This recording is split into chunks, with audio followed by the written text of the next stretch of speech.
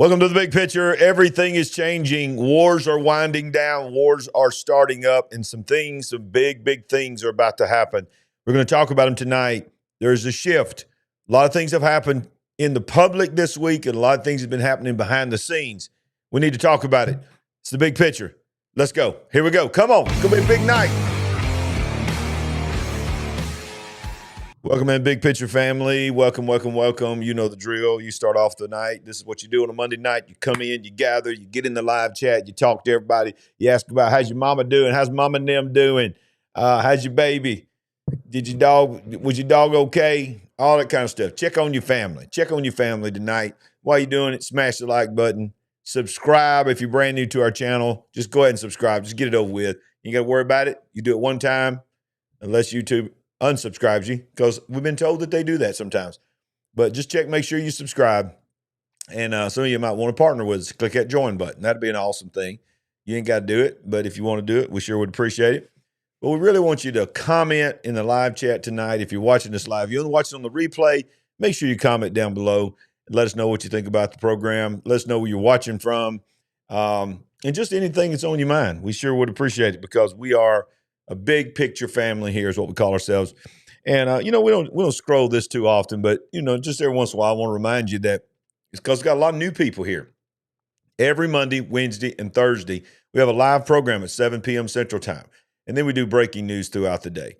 So just go ahead and make a note of that. Monday, Wednesday, and Thursday, we're here all the time. Now, I want to get into the news, and Sandy will be joining me in just a moment. But, we all know what went down. It seems like an eternity ago. It was just a couple weeks ago when Zelensky was in the White House, and they're sitting there. J.D. Vance and several others, and all the reporters are there. And Zelensky just decides that he's just going to bow up on alpha male Donald Trump and in his little sweatshirt there. And, I think we all know what happened. We ain't got to rehash it. J.D. Vance first came out, like a guard dog or something, and sick him, went after him and spanked him a little bit. And then he started tried to bow up on Trump. And Trump said, "Don't you tell me how we're going to feel." And it was on then, y'all. It was on. And it was like nothing anyone had ever seen in the White House, even in the first Trump administration and all the craziness that happened then. Nobody ever seen anything like that. And when it was over with, he was kicked out of the White House. And the joint press conference was canceled. The dinner was canceled. And he just went back. He ran right to Europe and asked them for money. And, of course, they all lined up to try to say, we're going to do that for you, blah, blah, blah. Not trying to rehash all of it. But Trump was asked on the lawn of the White House that night, can he come back?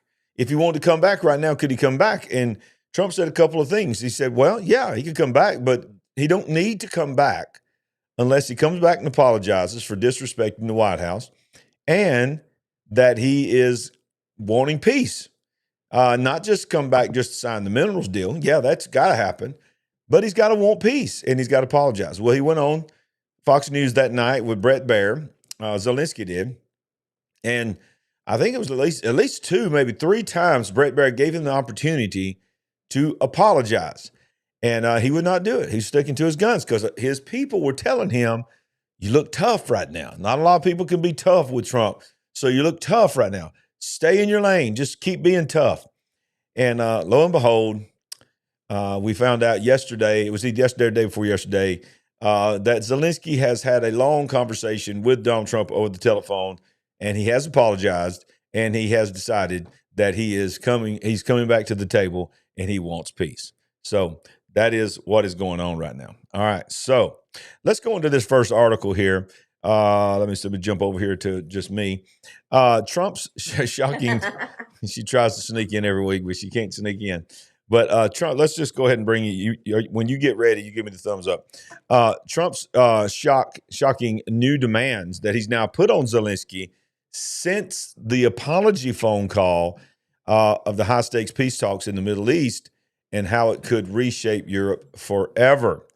And I really would like your comment on this. I'm going to read it, and then I'll bring you in, Sandy, and we can talk about it. Donald Trump is pressuring Vladimir Zelensky in accepting a raft of new terms. if the Ukraine president wants to end the bloody and protracted conflict in Russia, while admitting the country, quote, may not survive anyway. I mean, that's some pretty strong words from Donald Trump. The ambitious new terms will be combined with a proposed mineral deal that blew up during these tense negotiations that culminated in a public Oval Office spat between Trump, Zelensky, and Vice President J.D. Vance. Trump has now upped the ante. Okay, I don't know if you've heard this yet. Trump has now upped the ante on his original request, insiders claim, demanding that Zelensky call an election and potentially step down as leader in order to secure military aid and intelligence access from the United States. Trump is also expecting Zelensky to be open to relinquishing territory to Russia in the name of striking a peace deal, NBC reports. Are you ready? Mm-hmm. All right, let's bring you in here. Wow, sounds really messy. It does sound messy. Demanding elections. And that's the one thing Zelensky and, quite frankly, probably his backers do not want to see, because he's their boy, right? He's their boy. Let's read this, continue reading this, and then I'm going to show you a couple more things that's going on with Ukraine. It says Trump is relinquished. This was the big one here. It was big that he's demanding peace, but then he says he's expecting Zelensky to be open to relinquishing territory to Russia in the name of striking the peace deal. That's one of the things Zelensky has repeatedly said he would never do, but it's looking like he's going to have to do that. Quote, we want to do anything we can to get Ukraine to be serious about getting something done, Trump told reporters on Sunday. Right. Earlier in the day, he was asked about the future of Ukraine and sensationally admitted, well, it may not survive anyway. The huge trio of concessions marked a monumental shift from its initial request, which was for Ukraine to grant the United States a stake in critical mineral resources in exchange for the military aid granted in the fight against the Russian invasion. It comes as officials from Ukraine and the U.S. meet in Jeddah, Saudi Arabia this week to continue peace talks. While Zelensky has vowed to work with Trump to get a peace deal over the line, he has repeatedly warned that Russia will wage war on NATO and Europe if given means to do so.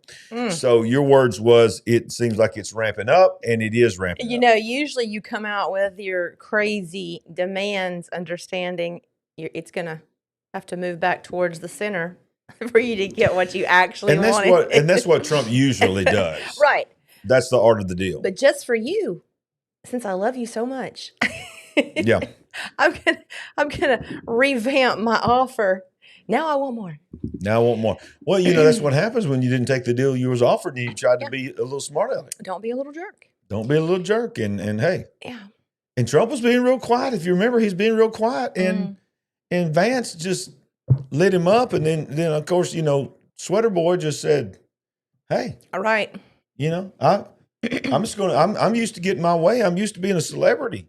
Right. I'm not used to this. I was the darling of the last presidency. Yeah. But yeah, things are different now. New sheriff in town. And we got a pit bull over here named Vance. Yeah. And if that doesn't work, we'll just release the Kraken on you. Named Trump. So he got it. Well, he's asked for it. He's demanded it. We'll see if he gets it. No, I mean, he got the Kraken. Oh, yeah. But so he runs off to Europe, blah, blah, blah. And they're like, oh, you poor thing. Those mean Americans, you know, just pointing their finger at us and everything. And what did they actually come up with? What did they actually put on the table for him? Well, they did. They did a lot of talking, but what are they actually going to do? Yeah, they did a lot of talking. And one of the things the United Kingdom had said, they were going to put boots on the ground. Well, people from the United Kingdom have been rising up and rioting and protesting, I should say, saying, "Hey, wait a minute, hold up! Don't send my sons and daughters over there for this war."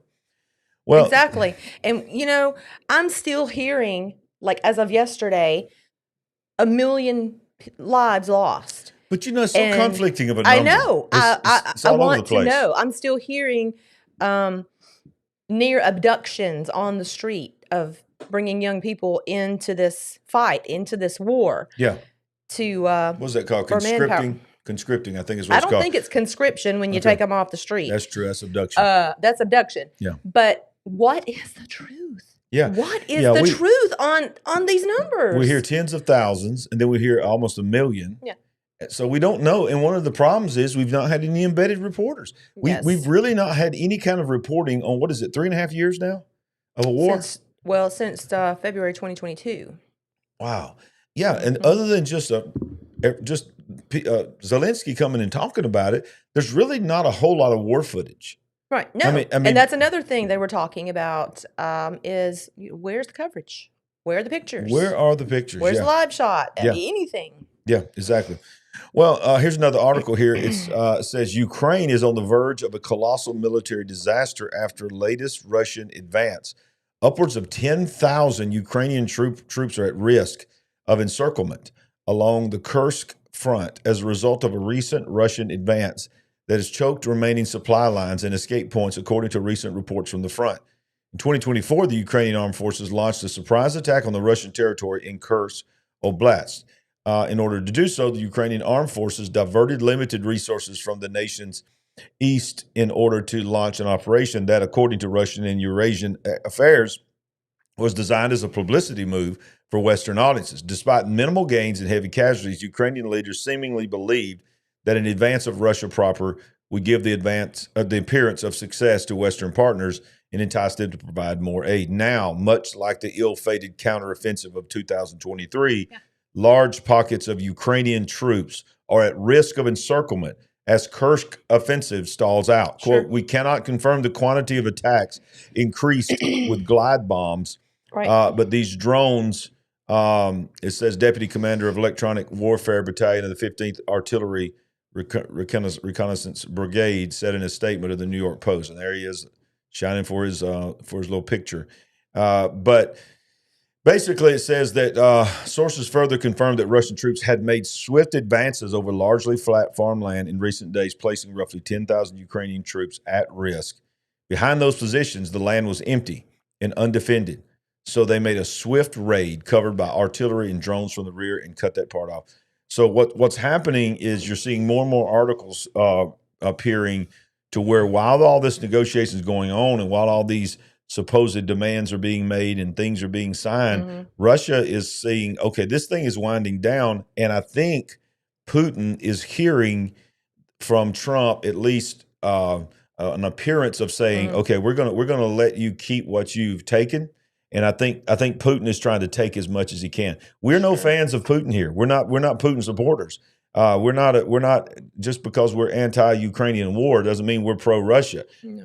But I can tell you what Russia is doing, and it's not good what they're doing, is they're realizing, okay, we got a window here. This thing's almost over, and we got to take as much as we can so that if a peace deal comes, part of that peace deal is we get to keep what we've taken. Yeah. So that, to me, that means just don't be surprised if you see a last-minute major invasion of Russia into parts of Ukraine. Yeah, I wouldn't be surprised. They had one of the biggest attacks in this whole war. Did you bring your mic in and speak up a little bit? A couple of weeks ago. Yeah. So, yeah. There you go. And, hey, don't you think they could have done a lot more damage, Russia, than what they've done so far? Oh, yeah. Oh, yeah. And that's another thing. Come on, let's be real. I don't understand it. I don't understand. This war has been strange from the beginning. Would you say that they have practiced at least some form of restraint? Yeah, yeah. So, yeah, I don't know. This whole thing is look, and people's going to twist their words. Oh, y'all love Russia. No, that's not what we're saying. No. But y'all, this is like a nuclear power. They got one of the most powerful militaries in the world. It has been strange why they've not just went in. And I think one of the main reasons that they've not done that is because of the resources that are there. They in their mind, they were thinking, we're going to take these resources. Yeah. So they got to be upset about America and by way of BlackRock. Okay. We're going to cover that deep tonight, taking back rebuilding of this nation and now America getting rights to mineral rights. So they're not happy about that. Cause I think that's one of the reasons why they did not just completely level the infrastructure is because Russia wanted the resources. They wanted the fertile land. Sure. They know better than anybody what's over there. And who wouldn't want to get their hands on that? Exactly. Y'all, there's just some, it's like Ukraine is like the left's religion. I know. Is it weird that we have people several times on the floor of the Congress. People are waving Ukrainian flags and yelling Ukraine, Ukraine, Ukraine. And the only applause line that the Democrats gave at all to Donald Trump in that speech the other night is when he said, for the last 4 years, we have sent so-and-so hundreds of billions of dollars to Ukraine. And they clapped for that. That was it. That was it. What was that about? But look, what nobody covered this, y'all. This was this week. What in the world? This was out. Who paid for this flag in Washington, D.C.? Who paid for this massive Ukrainian flag? Big is Yes, that was unfurled in the front of the White House today. This was what in day? front of the White Well, House? you see the Washington There's Monument the right there? monument, yeah. How many hundreds of thousands of dollars did this flag cost? Oh, this is from Nick Sorter. Okay. Yeah, I guarantee my tax dollars somehow funded this. Doge might need to have a look. Look at this. Why? Why? This was March 8th, 2 days ago. No one really covered this. But what did this accomplish? What does this tell you? In the United States of America, when you spend this kind of money on a flag that gigantic? Well, it obviously accomplished a lot of media coverage, which stories that need to get media coverage can't get coverage. Baby, I'm sorry. It was not covered at all. Oh, it was not covered. That's what I'm saying. Okay. It was not covered at all. Okay. What I'm trying to Just by Nick Sorter, apparently. Just a couple of people on X. That's the only reason you even knew this happened. This was not on Fox News. This was not on CNN. This was nowhere. Why would you do this unless this is a religion? Yeah. This is a religion, y'all, but not only a religion, this is the bank. Remember everybody driving around with the flags? Yeah. On their cars? Yeah. Wow. That was like a whole thing. And it's not over. Like you said, people, they still are supporting in one way or another. But it was huge when it first started. I mean, it's the bank, y'all. I did not watch the Oscars. I refused to watch that mess, but I saw the clips. So many people came out and their opening thing was Viva Ukraine. And everybody, it's just like, because it's the anti-Trump thing. And it's like, Trump wants to end it. They don't want to end it. This is where they funneled so much money. This is their cause. They could change their profile picture to these two colors, and they could feel so warm and fuzzy about themselves. Okay, well, you just said the word funnel. Yes. And we've been under the assumption that money was being laundered through this war effort the entire time. And, I'm still willing to bet that a lot of it has and made its way somehow back here to whoever, and obviously stayed over there with whoever. And, of course, some of it did go to the actual war. And I want to know in the live chat and in the comment section, maybe I missed it, how many of you saw an in-depth coverage of this flag? Hundreds of thousands of dollars it had to cost it for one day, for just a few hours, maybe not even more than not even an hour. They just rolled this thing out. You see, it's not tens of thousands of people. It's just a small group of people. Right. They rolled this thing out in front of the White House as a protest. Did you see that on the mainstream media, whether it be CNN, MSNBC, Fox News, Newsmax, anything like that? I didn't. No, and I try to watch the news a lot. I only saw it on X. And I thought I would show y'all tonight because to me, that just further explains the insanity that has become the Ukrainian war. Yes. And that's why Donald Trump is saying, look, I'm not trying to pick sides here. I'm tired of people dying.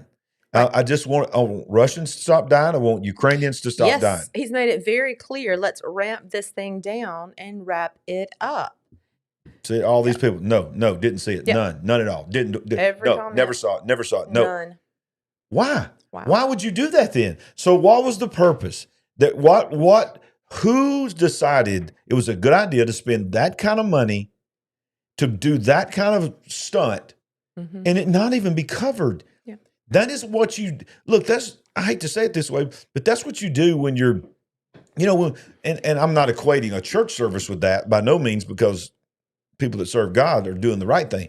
Yes. But when you go outside and you have an outdoor event, it's nice if you get coverage, but you don't do it for that. You put up the the cross and all this, and you do that because you're letting the people in the community know who you serve. You're out there to serve Jesus. That's what this was. That's what I'm trying to say. This is like a religious order here. They flew their holy flag out there. For whatever reason, Ukraine has become the holy flag. Yeah. They can't fly the pride flag anymore out there. Yeah. So Good point. So that's their next Good point. That's their next flag to fly.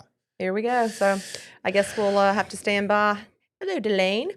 And see what happens next on this front. I don't know how many stories or how much emphasis we're going to be talking about the Palestinian we will talk side about, of it, but obviously we've seen plenty of those flags. Yeah.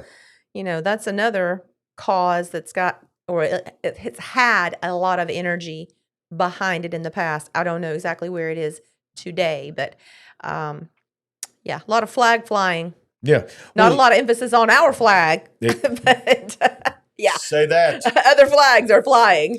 In fact, if you fly our flag in some of these classrooms, they'll throw it in the garbage. That in fact, there are ordinances now that prohibit you flying the American flag. How about these neighborhoods who have HOAs? Yeah. You cannot fly the American flag in your front yard. It's ridiculous. Ridiculous.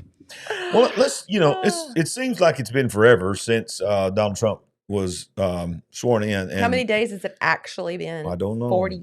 It's in the 40s. Something, 47, 48. But let's not forget the experience that we had for the last 4 years. That we had a president.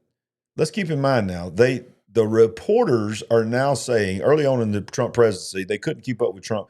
And one even said the quiet part out loud and said, "Well, I missed the weekends." I started saying weekend at Bernie's. The quiet weekends? Started saying weekend at Bernie's. That's an 80s joke there. But the quiet weekends, because we didn't ever see him. Nobody was in the White House. We could have a life. We could do whatever we wanted to. We actually went to the lake and all this. We work 7 days a week again now, almost 24 hours a day. Yeah. But we all knew, we all knew, even Biden supporters knew that Biden was not the president, right? Can we all agree that that 90+% of the United States of America as they knew marched Karine Jean-Pierre out there telling us she couldn't even keep up with him. None of us can keep up with him. He's like, oh man, I gotta go and take a break when I get through working with Biden. He's a spring chicken. But we all knew. Now, little by little, it's being confirmed. So the Heritage Foundation, which of course is hated by the left, has now confirmed the majority of all Biden documents were signed by autopen signature. Goodness. The majority. Most of the executive orders. Okay? So that means that the little staged events he had when he was trying to sign things, he wasn't even signing them. It was just for pictures and for video. The Heritage Foundation released a report which found the majority of official documents signed by President Joe Biden were by autopen signature, raising questions over if he actually ordered the signature of relevant documents. Quote, whoever controlled the autopen controlled the presidency. We gathered every document we could find with Biden's signature over the course of his pregnancy.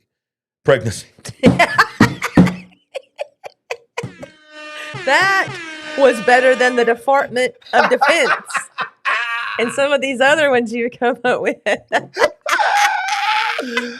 He was pregnant. He had a pregnancy for the ages. I digress. Yeah.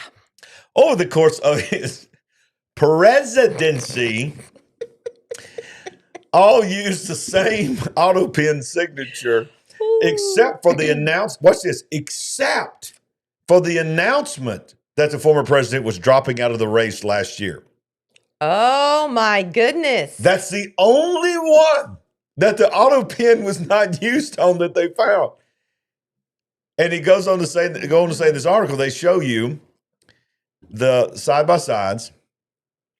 The autopen says, I just quoted all of that there, but it says Missouri Attorney General Andrew Bailey asked the Department of Justice to investigate whether Biden's cognitive mental decline allowed unelected officials to make decisions without the knowledge or the approval of the President of the United States If that's the case, Biden executive orders, pardons, and other actions may have been signed by and approved by unknown, unnamed officials.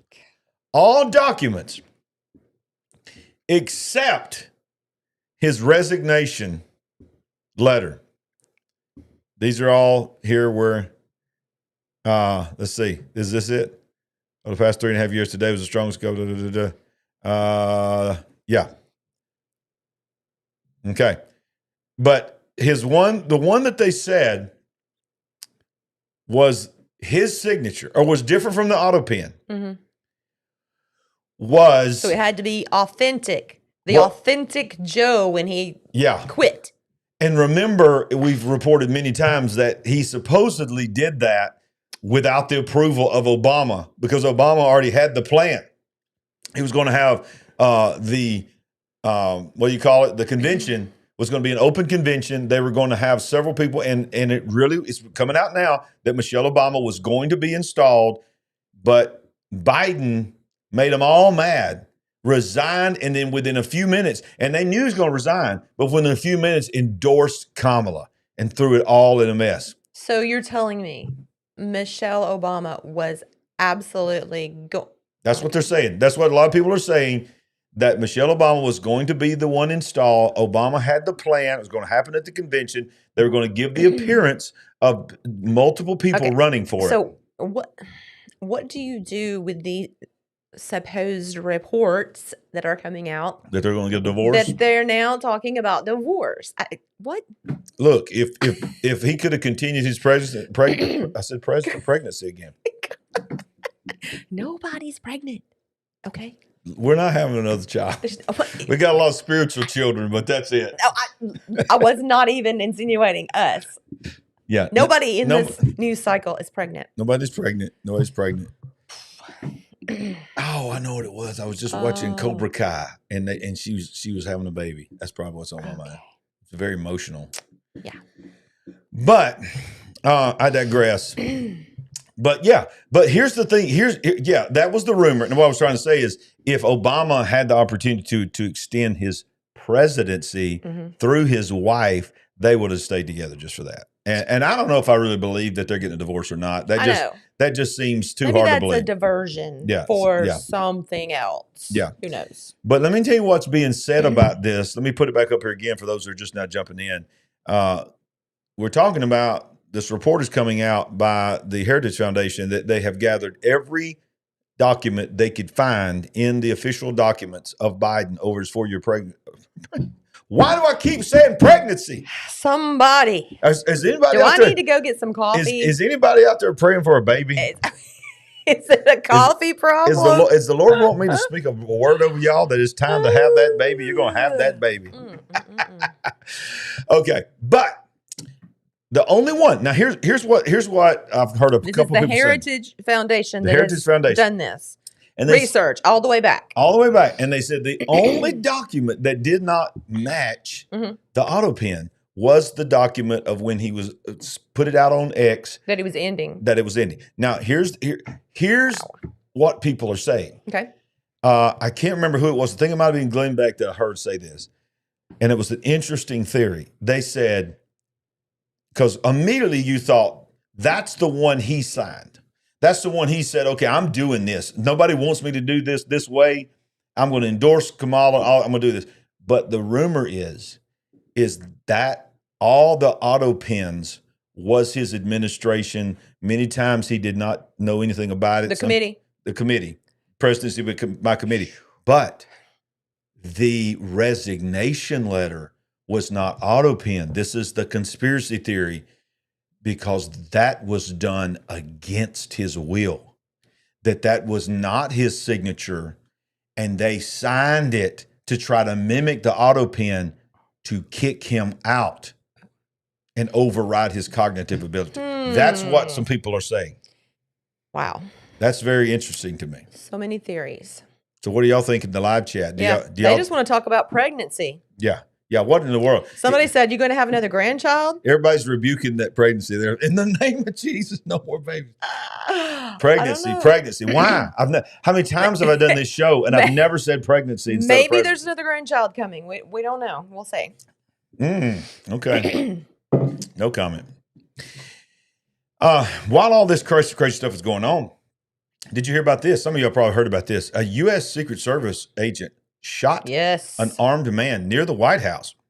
Oh, and by the way, this is in addition to a man went in the White House with a gun 2 different times, made it in the White House with a gun before they found him and took the gun away from him. 2 different people. How does this happen? How you get in the White House with a gun twice in a week for a president who has been attempted to be assassinated at least twice that we know of?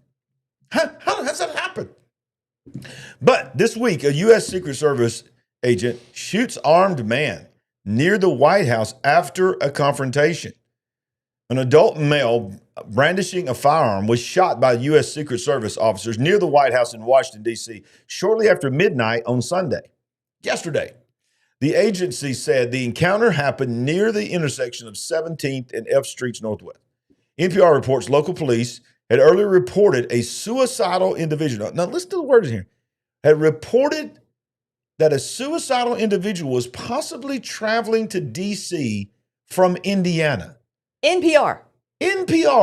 Oh, by the way, breaking news tonight. We have been told that a man who wants to unalive himself is on his way from Indiana to Washington, D.C.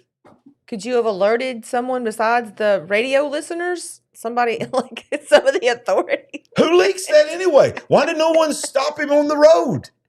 If you could report that he was on his way from Indiana, could you not have stopped him? Secret Service personnel located the individual's vehicle and spotted a person on foot who matched the description. As officers approached, the individual brandished a firearm and was armed, and an armed confrontation ensued, during which shots were fired by our personnel, the Secret Service detailed in a statement shared on X. Full statement by the Secret Service is below, blah, blah, blah, blah, blah, rehashing what we just said. It says an officer approached the individual with a firearm. Confrontation ensued. The suspect was transported to an area hospital, and his condition is unknown. There were no reported injuries to Secret Service personnel. The incident is under investigation by the Metropolitan Police. President Donald Trump was at home in Mar-a-Lago at the time of the shooting, which occurred just 1 block away from the White House. The condition was... Okay. So he was there when the flyovers were happening. No. Donald Trump was at Mar-a-Lago. This happened at the White House. Yeah, well, they were flying over Mar-a-Lago. Oh, we're going to talk about that. I know. But here's my question on this one, Sandy. Will we learn anything about this guy? Or will he be memory hole just like the 2 assassins before? Exactly. Because we don't know anything about him. Exactly. Nothing. Especially the one in Pennsylvania. Most likely you are correct. Yeah. Did you see Trump when Trump was talking about the one in Butler, Pennsylvania, and he said, yeah, I want to see all the paperwork. I know that he had like 7 or 8 cell phones. What? Yes, no, on his person. I didn't see that. Donald Trump said that, and then he said, and he goes, he gets really concerned. He goes, several of them had some very strange logos and writing on them. But then he goes, but I want to know about what happened that day. But at the same time, I'm being told that I don't need to say much more. I mean, he got real quiet on this question, but he openly broke news by saying there were like 6 or 7 cell phones he had. This is a kid.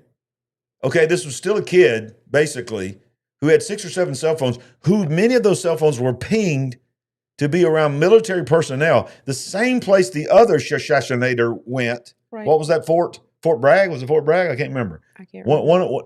Why is he going there?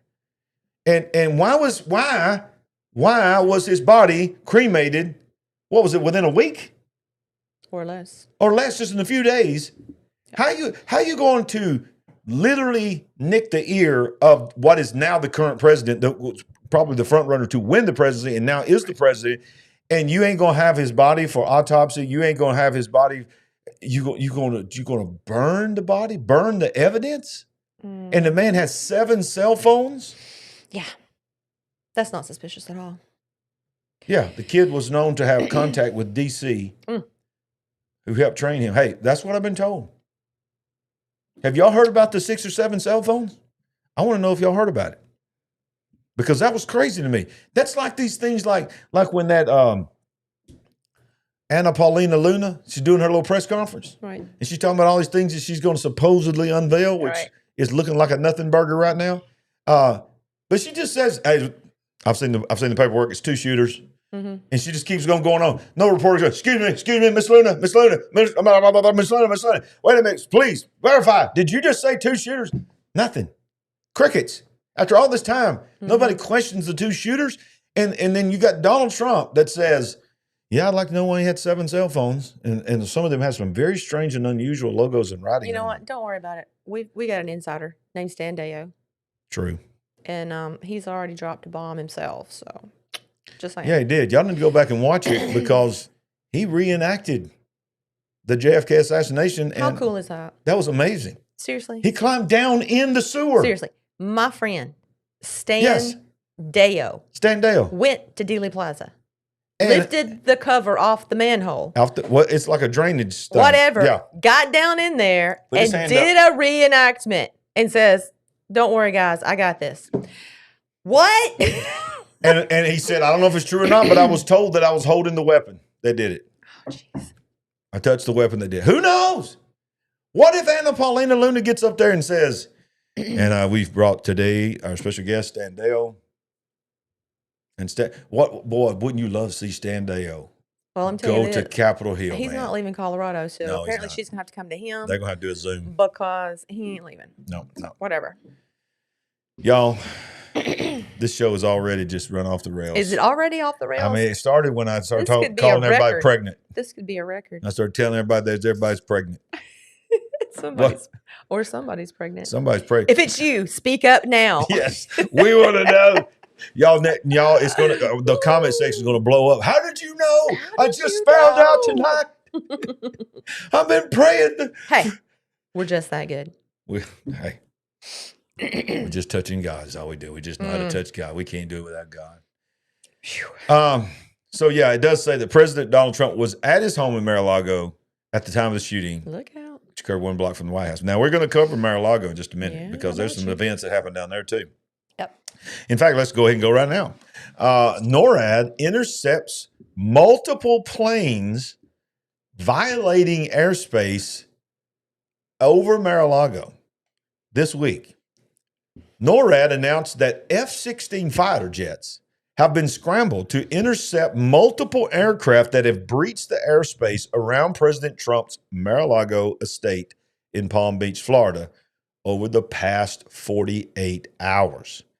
According to a press release from the Continental United States NORAD region office, F-16s were ordered to respond to a general aviation aircraft over Palm Beach on Sunday. The civilian aircraft violated the temporary flight restriction at approximately 1:15 p.m. Eastern Daylight Time. The aircraft was safely escorted out of the area by NORAD aircraft. It dispersed flares, which may have been visible to the public when attempting to draw the pilot's attention. The press release further explained that flares are deployed with the highest regard for safety, adding that they burn out quickly and pose no threat to the public. So, in my opinion, I think we're seeing an escalation. In 1 week, you had 2 different people. I believe it's 2 different people. Might have been the same person, but I think it's 2 different people made it into the White House, and they discovered they had guns, loaded weapons, that they were retrieved and escorted. A person was shot by the Secret Service yesterday outside of the White House and was reported by NPR that he was unaliving himself, and he had made that known. He was traveling from Indiana to Washington, D.C., and we knew he was coming. We were looking for him. Exactly. How does this happen? He's on his way. Can we get ready? Exactly. From Indiana. What? Somebody help me. Some police officer that's in here, something help me understand this. Right. And then, Trump wasn't there, but where he was, 2 airplanes, which you fly into it. Hello, this is aircraft. This is air control. You are literally about to be shot down by an F-16. Yeah. You are flying over Mar-a-Lago. Turn. Look, baby, there's Trump. There's the South White House on the beach, Mar-a-Lago. What is that? What is I that? mean, what in the Is world? somebody shooting fireworks? No, those are flares. They're trying to tell Warning you you're to get about to out die. of the way. Good Wow. Lord, man. What is How wrong would you with like to people? be in that plane No. as an F-16 comes flying by? That would be crazy. Yeah. But y'all, this just don't make sense. How did they keep getting in around this man? And he just don't bat an eye. Mm-mm. I mean, most people would they'd be timid. They'd be afraid to say stuff after all this because they'd be like, it's very obvious that they are coming for me. It's very obvious. They want me gone. But he just keeps saying, let me tell you something right now. All hell's about to break loose on you. You better let them hostages go. I'm coming after you. Still want you dead. Still want you dead. Yep. Did you see Elon Musk this week on Joe Rogan? He said the same thing. He started talking about all the stuff that he's doing with Doge, and he got down to the, I believe it was the Social Security and the FBI, whatever. And he literally says on the show, he says, I have told my family and I've told people around me, this is what's going to get me assassinated.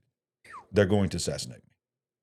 And he sort of, Joe Rogan sort of like laughed it off a little bit, but then he laughed it, but you could see on his face that he's sort of preparing himself that might actually happen. I probably would have started scooting my chair back away from the table Yeah. at that point. What is it? Drone coming in at any time. 13 children he has now. 11 or 13. I think it's 15. I think it's 13. I think he has a set of twins now. How many baby mamas? I don't know. But apparently they all understand that he's emotionally unavailable. So if you can deal with that 32 million. Is that why pregnancy kept coming on my mind tonight? I don't know. Because Trump's apparently you can right-hand get a $32 million mansion out of it. But don't expect somebody got that? Don't expect flowers on Valentine's. So if you can deal with got, that. One of the baby mamas got a $32 million mansion? Mm-hmm. Wow. She gave him twins. I mean, that's probably worth at least $32 million mansion. How old is this man? He's about 54, 53, something like that. Elon, I know you watch. I know I'm on the list. You got your little Doge boys up there, and Doge has searched the list, and the big picture has come up on one of them lists. So you know Larry and Sandy Ragland, Elon Musk. Don't play around. I know you know me. And I know you got people watching me, so I'm going to tell you, son, listen to me. I'm going to be your spiritual advisor. Uh-huh. Stop it. Stop what? No more kids. What? No more baby mamas. If you're going to have more babies, get married and set an example, okay? He did marry a few of them. He did? It obviously didn't work out. But stop it. Yeah. Stop it. He's just doing what the Lord said, no, replenishing the... That ain't what the Lord said. Don't you the put Lord words... wants you to be married. No, he said that to a husband and a wife. Yeah, you need to be married. That's what I'm saying. That's what I'm saying. But apparently he likes children, so... I could say a lot right now. Mm-hmm. Marco Rubio declares the USAID, otherwise known as USAID, we all thought it was, but it actually has nothing to do with aid. USAID. Not for the U.S. anyway. Not for the U.S. That's true. Good point. The audit is now complete. Okay. And the vast majority of foreign aid programs will now be axed, according to the Secretary of State, which is now merged. USAID is now merged with them. Secretary of State Marco Rubio has confirmed that the audit of the agency's spending activities have finished and 83% of the programs will be canceled.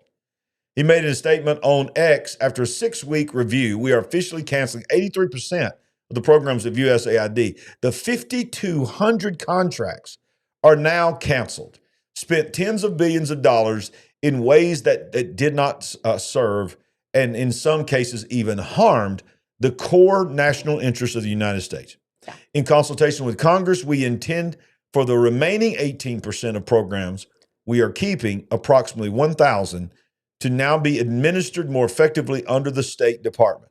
Thank you to Doge and to our hardworking staff who have worked very long hours to achieve this overdue and historic reform.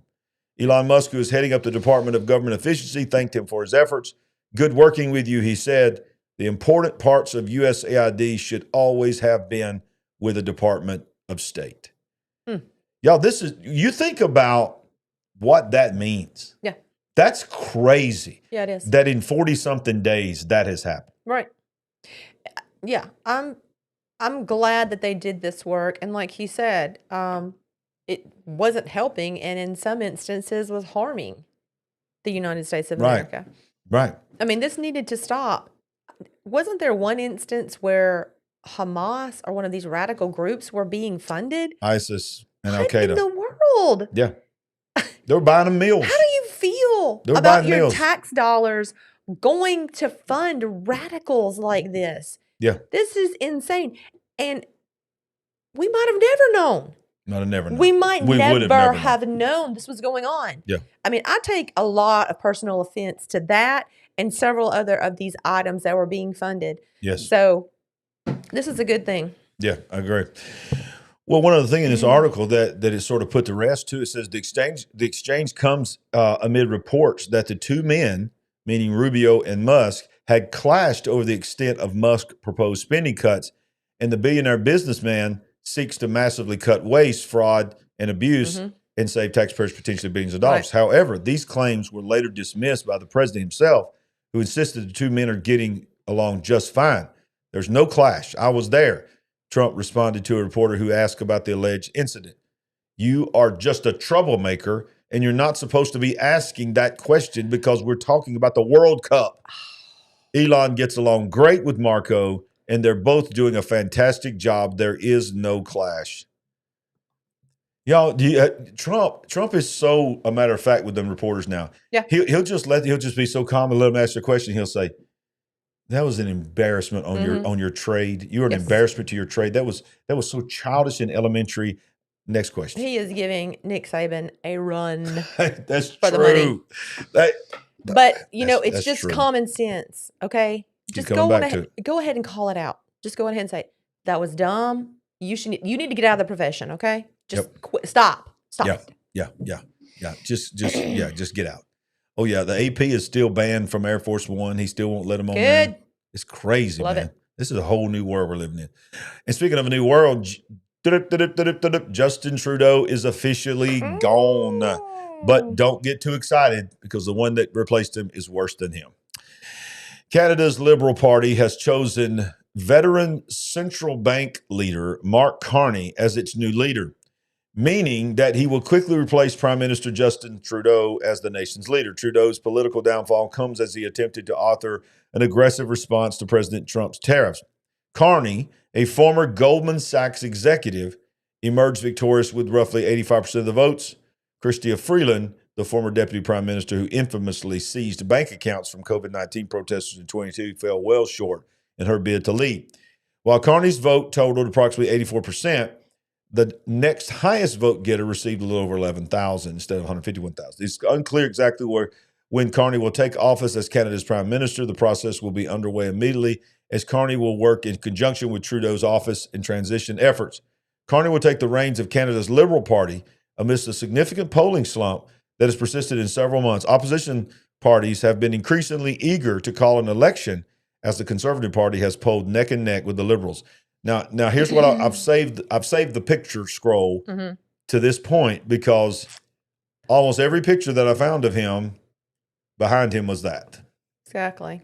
So this is another puppet of the World Economic Forum, and his first few words out of his mouth today was against Donald Trump and against America. Of course. So you see where he loves to go. He is a child of the World Economic Forum. He is a plant. Klaus Schwab is very proud of the fact. Himself and proud of this guy, right? Yeah. So this is nothing better. This is probably going to end up being worse. So my question is, where's Trudeau going? The UN?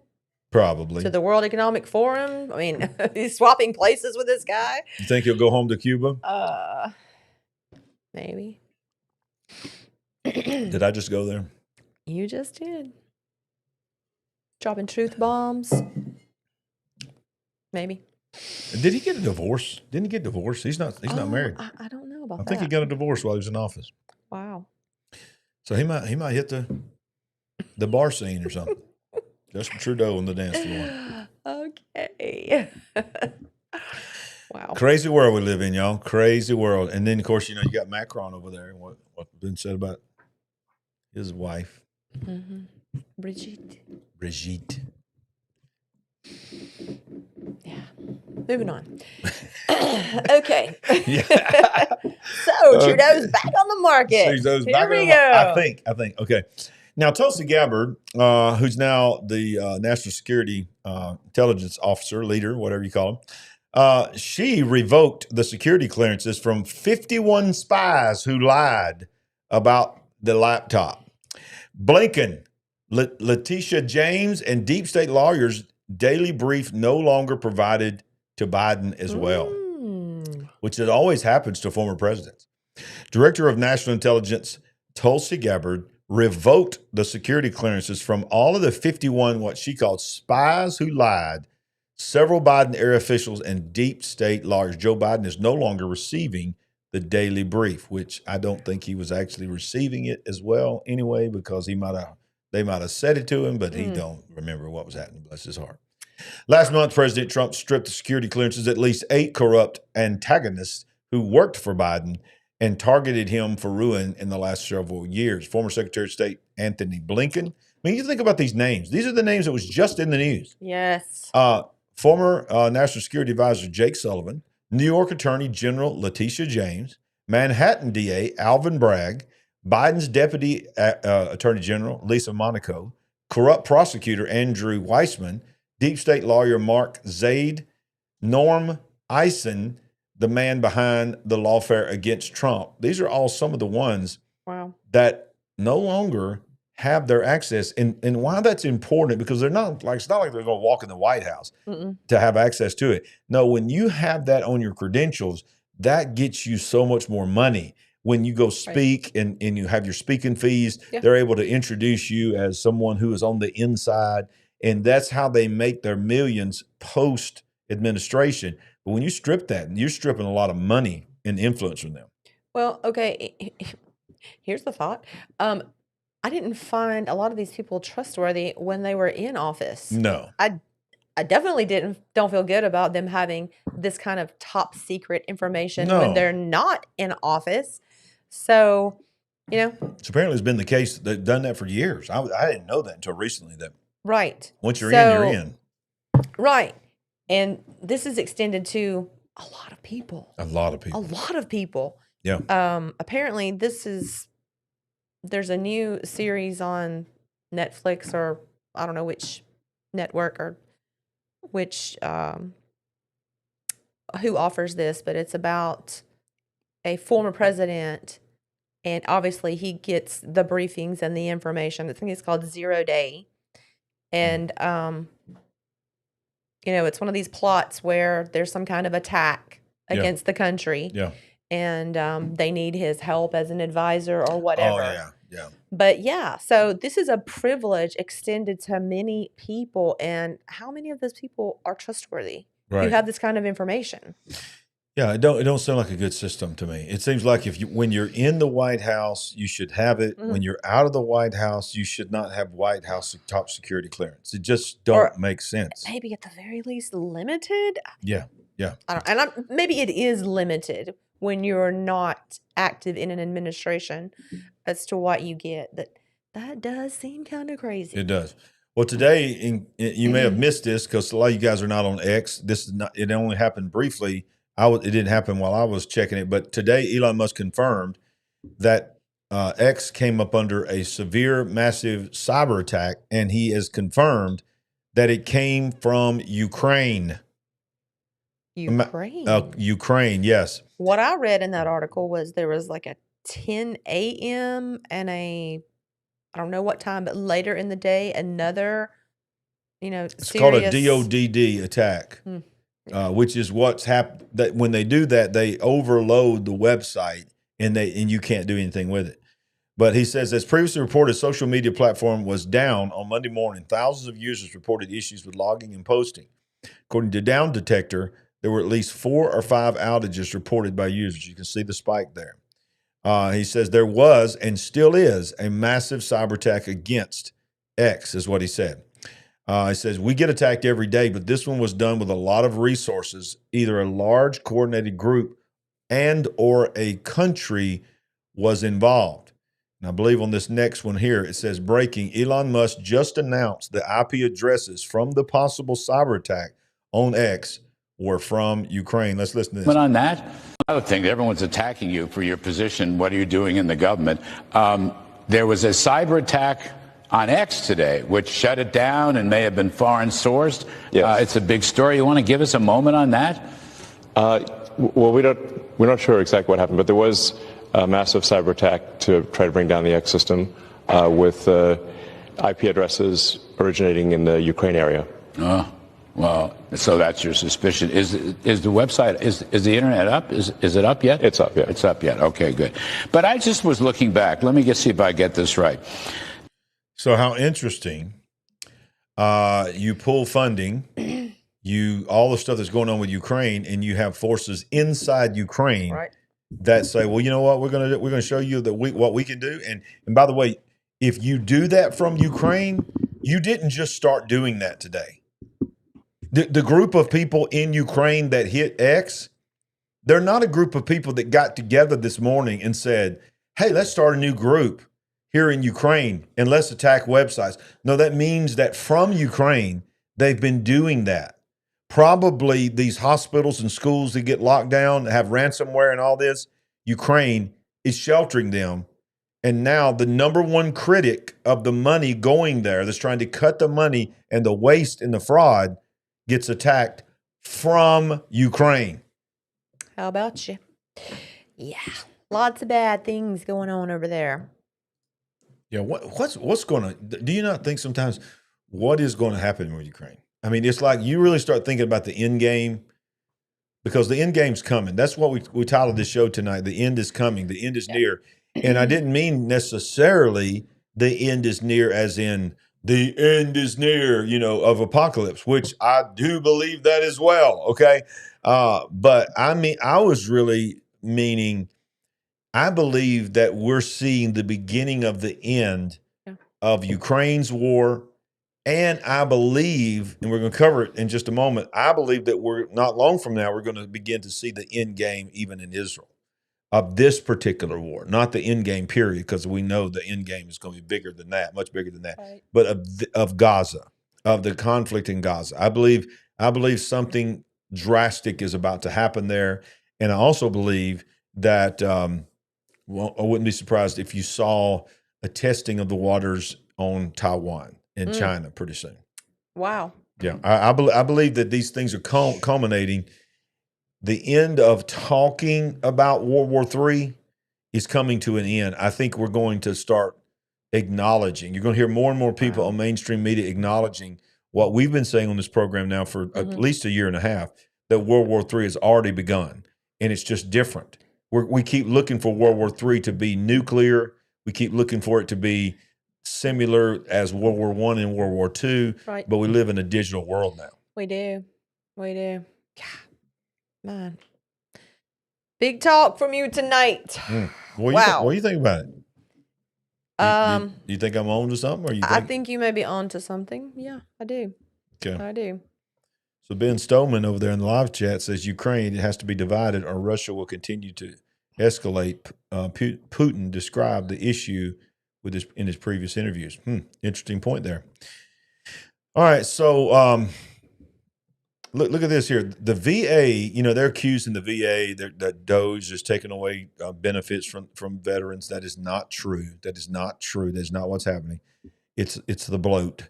VA Secretary Doug Collins says, this is the Secretary now of Veterans Affairs, says we have saved roughly $900 million after simply reviewing just 2% of contracts. Wow. I think I need to read that again. We save roughly $900 million. Almost $1 billion. In 2% of the contracts of the VA. Yeah, I'd like to know exactly what these contracts were. Yeah, me too. Me too. In a video posted to his official X account, Collins addressed those complaining about changes being made at Veterans Affairs and explained that no matter what, no changes will result in cuts to health care or benefits to veterans and VA beneficiaries. The VA will always fulfill its duty to provide veterans, families, caregivers, and survivors the health care and benefits they have earned. That's a promise. And while we conduct our review, VA will continue to hire more than 300,000 mission critical positions to ensure health care and benefits for VA beneficiaries are not impacted, he said, discussing the department's goal of reducing the number of VA employees. So now let's talk about this. So the director of the VA is saying not one dime of veterans' health and benefits are going to be cut. We're not touching that, but yet 2% of the contracts that we looked at saved and canceled saved almost $1 billion. And so that says right there that 2%, almost $1 billion, had nothing to do with benefits, because he just got through saying benefits will never be touched. But this was touched, and it was $1 billion, and it had nothing to do with veterans benefits. So where was it going? Exactly. This is what drives me crazy. Why are they fighting this? Why are they protesting in the streets against this? Yeah. Well, it's the same old thing. You've got vendors, you've got whoever these, whatever this is that these are going to. Okay. We're obviously funding businesses that are supposed to be in some way helping veterans affairs, which I'm sure there are, tentacles. There are many avenues that money is being sent to that are supposedly benefiting, but obviously they were not really benefiting if we were able to cut them off. 2%. Just 2%. Just 2% was almost $1 billion. Crazy scary to me. Of nothing to do with Veterans Affairs. What else is out there to be found, to be exposed, to be cut? How much money does the government really have? That's what's woke me up to this. It's like, wait a minute, I knew they were taking advantage of me. But y'all. Yeah, seriously. Trillions of dollars and have just been thrown to the wind. This is on top of the fact that what percentage of people don't even pay taxes? Thank you. A huge crazy percentage of people do not even pay taxes. Unbelievable amounts of money. And y'all think about it. They don't sell anything. They don't produce anything. There's not a single product that comes out of Washington. They are all funded by us. Crazy. I got so mad at the state of the State of the Union, but the speech the other night when people just decide, I'm just going to get up and walk out. Well, let me ask you a question. Can you just get up and walk out of your job? When you're just sitting there and your boss says you something you don't like, you're like, I'm out of here. And here's a sign. I hate you. Yeah. I made this sign to say that you're a thief and a robber. I'm going to hold up my little paddle with the message on it. And I'm going to walk out and I'm going to scream at you as I'm going out. But I'll be back next week. I'll be back tomorrow to get my check. Yes. Nobody can treat their job that way. No. These people are so full of themselves. They are. But we pay them. But there are glimpses of trying to hold people accountable when you are asking them, list 5 things that you did this week. And how many weeks has this email gone out? At least 2. Yeah. And obviously people are ignoring it. They're laughing at it. They are not taking it seriously. They're choosing to not participate. I don't know. What are the repercussions going to be? They're making TikTok videos about it, mocking. So is there going to be a consequence for not doing this, for not reporting? It's supposed to be.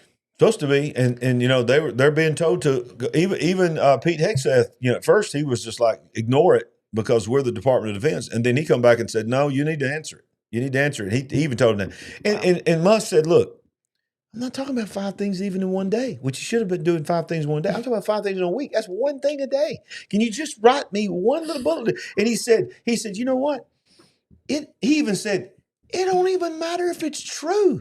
Can you just make up something and send me? Y'all won't even. He said, y'all won't even send me anything. Right. You think you're too good to even send me made up things that you did. I'm not going to be able to verify that you did them. Just tell me you did them. So has President Trump chimed in on this one thing? Because, okay, look, Elon Musk doesn't have any real power. He's an advisor. correct? Right. He has to no the power. president. He has no power. Yeah.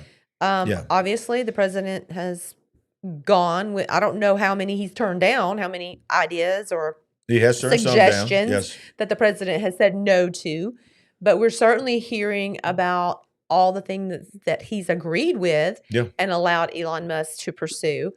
Has he said anything directly about this request? I've heard him talk about it, and I've heard him say, hey, he's doing a good job. He's just trying to make sure that you're being held accountable and all this, and I support what he's doing. I don't think he's really fully openly addressed it line upon line, but I don't think he's told anybody it's a bad idea. Here's the thing.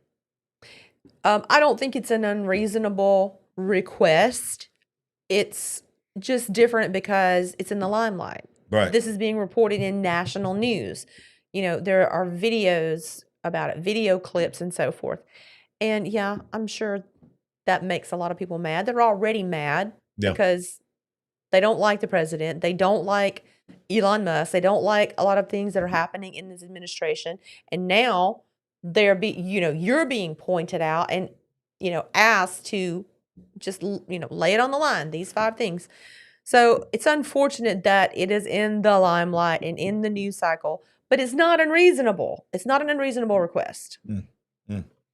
Especially when, people have been working from home and it's come about that some people were actually working other jobs. Hey, look, our Nancy just gave us an answer because this is a federal employee, former federal employee who's retired now, and I will tell her all her business. But she speaks with authority here. Mm-hmm. She says they are not sending back because they believe they're using the emails to track who and where people are. Okay, and that's why they're not responding. Okay, very good point, because they don't want to say, wait a minute, that IP address is in a tanning salon.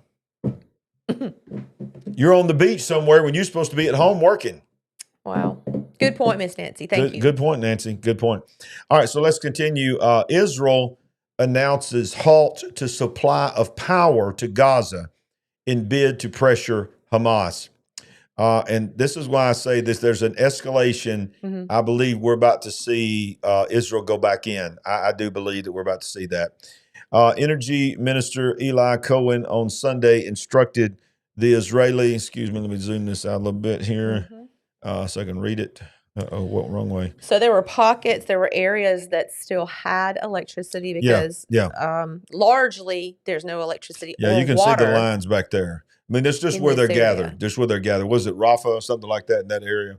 I'm not sure what you call it. But Eli Cohen on Sunday instructed Israel's electric corporation to immediately cut off the supply of electricity to the Gaza Strip in an apparent bid to pile pressure on the enclave where 24 hostages presumed to be alive and the bodies of 35 more are still held. We will employ all the tools available to us so that all the hostages will be returned. We will ensure that Hamas won't be in Gaza on the day after, said Cohen in a short video statement. Cohen's office circulated a letter sent to the IEC ordering to stop selling electricity to Gaza power stations. And it goes on to say the plant serves more than 600,000 Gaza residents through tankers or the networks in this area governates in central and southern Gaza, respectively. It is one of 3 such seawater. This is what the electricity they're saying would affect the desalinization plants that they have for water. So that's why they're coming after Israel for doing that. They've already cut off supply chains. Trucks going in, they shut the gate going into that. Now they turn the power off. To me, this spells we don't. I think this is an escalation. It is an escalation, but I think I think it's more than that. I think it's a statement that they don't believe those numbers that I just read. I believe that they believe. Thank you for that super chat, Vic. Thanks, Vic. I think they really feel like that number that is no longer here is much higher. And that the ones that are alive, they saw how those other ones that came out looked like Holocaust survivors. Yes. It feels like they're running out of patience.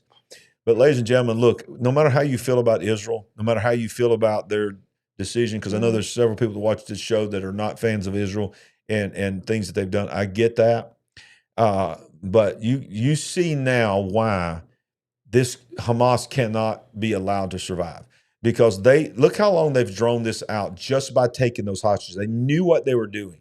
All of the bloodshed and the death that happened that day was tragic to Israel, but they knew it wasn't enough for us just to kill those thousands of people. We have to take the hostages, because as long as we have the hostages, we know Israel will do anything to get those hostages back. And that's how they're using them as pawns. So Netanyahu and the Israeli government, and now Trump is saying, we cannot let them come back in power because they're going to just do it again. No, even if there's only 150 of them, they're going to find a way to do it again. And they've got to stop them from doing it again. And I think that's what Trump was talking about when he talked about Gaza, is that, y'all, it wasn't really about hotels and, the Riviera of the Middle East. It was about that whole place has got tunnels that are never been touched by the Israeli army, that if we let them back in there, the tunnels are there. The infrastructure of Hamas is built in underground, ready to restack again. We can't let that happen. Yeah, I think you're right. Under the hospitals, everything. The schools, they would fire launchers from the schools, from the hospitals. So that brings us to our next one. This is being reported from, let's see, I don't even know what this site is. It's an Israeli site, but it says Israel is now drawing up plans, new war plans, to pressure Hamas. As ceasefire talks stall, Israel has charted a course for gradually increasing pressure on Hamas to the point of another invasion into the Gaza Strip. Look at that. I mean, this is why they're saying it take 21 years to rebuild this. The United Nations. President Trump and his Middle East envoy, Steve Witkoff, have threatened a return to the Gaza Strip if Hamas doesn't release its remaining hostages. Israel is already plotting out how that would happen. Israel has drafted plans for a series of escalatory steps to gradually ratchet up pressure on Hamas now that the talks to extend a 7-week ceasefire stall. Plans that could lead to a resumption of hostilities in a 16th-month war in the Gaza Strip. The steps kicked off when Israel blocked the entry of goods and supplies into Gaza, shut the gate. The next moves would include cutting off electricity and water, as we've just talked about, and Israel's power finance minister, who said the measures were discussed in the cabinet meeting last weekend. So those were the steps of going towards war, to get them to release the hostages. And the next paragraph says, if those steps fail, and we now know those steps have already been put in place, Israel could then turn to a campaign of airstrikes and tactical raids against Hamas targets. An Israeli secretary analyst briefed on the plan said, next, Israel could again displace the hundreds of thousands of Palestinians who have used the ceasefire to return to their homes in the northern part of the Gaza Strip. I did not know a lot of them had returned. Ultimately, Israel could reinvade Gaza with far more military power than is deployed in the conflict before, with an eye to holding ground. Because, if they go in this time, they go in with Trump. They went in with Biden before, that was threatening them all along. Don't do this. Don't do this. You can do this. You can't do this. I believe Trump, if he finds out, if Netanyahu tells him, this is what we found out about the hostages, this is what they're threatening to do with the hostages, if we don't do something now, it's going to be bad. I think Trump's going to say, do what you got to do. The mood he's been in lately, yeah, that's likely. He is fired up about this. Yeah, he is. Have you been watching the live chat at all? A little. It's been pretty active. Yeah.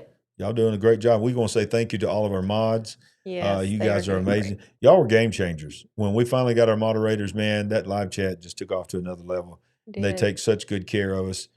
We appreciate it. They do. We appreciate it so much.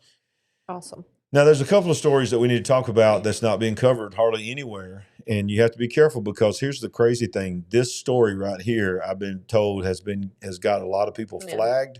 This was just in chat. People were saying, why is there no coverage of this? Yeah, exactly. So that's what we're going to talk about right now.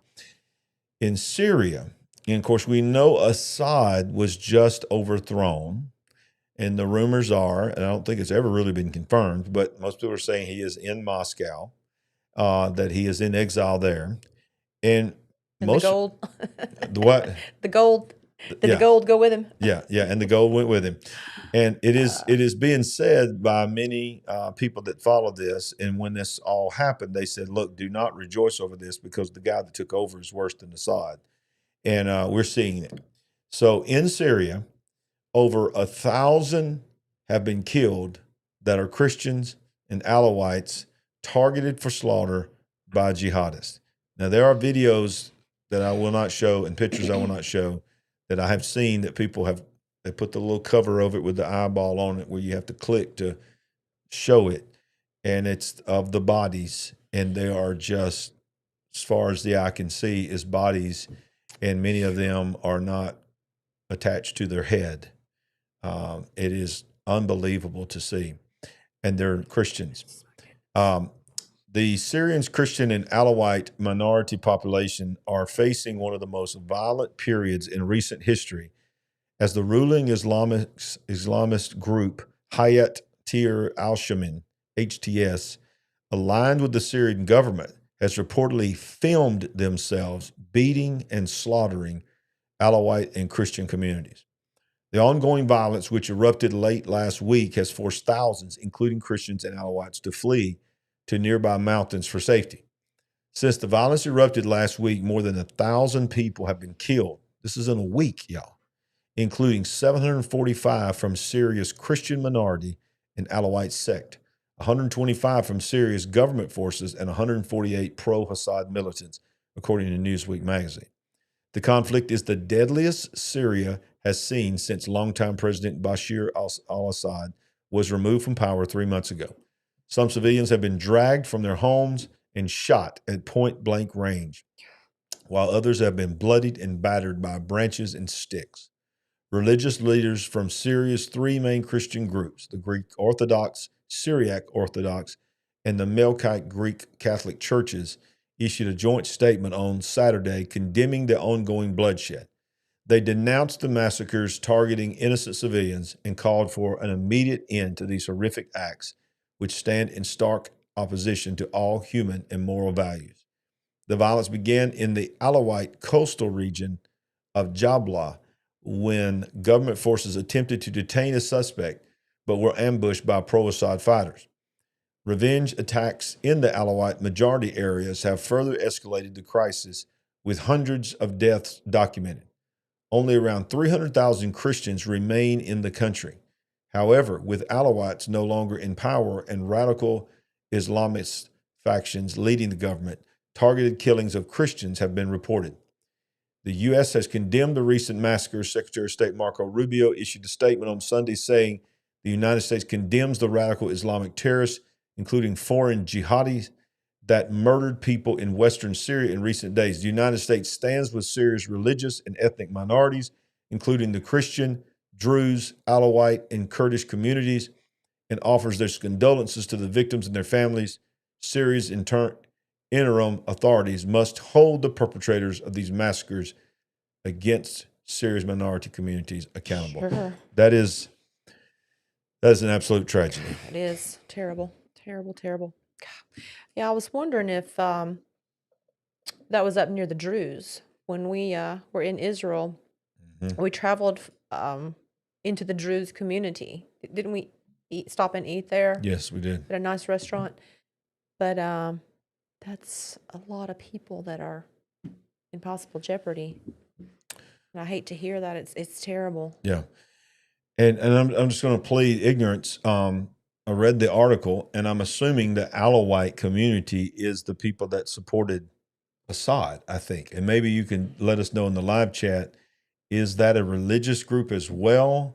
Are they Christians, or is the Alawite community, is that a group, a tribe that is supportive of Assad?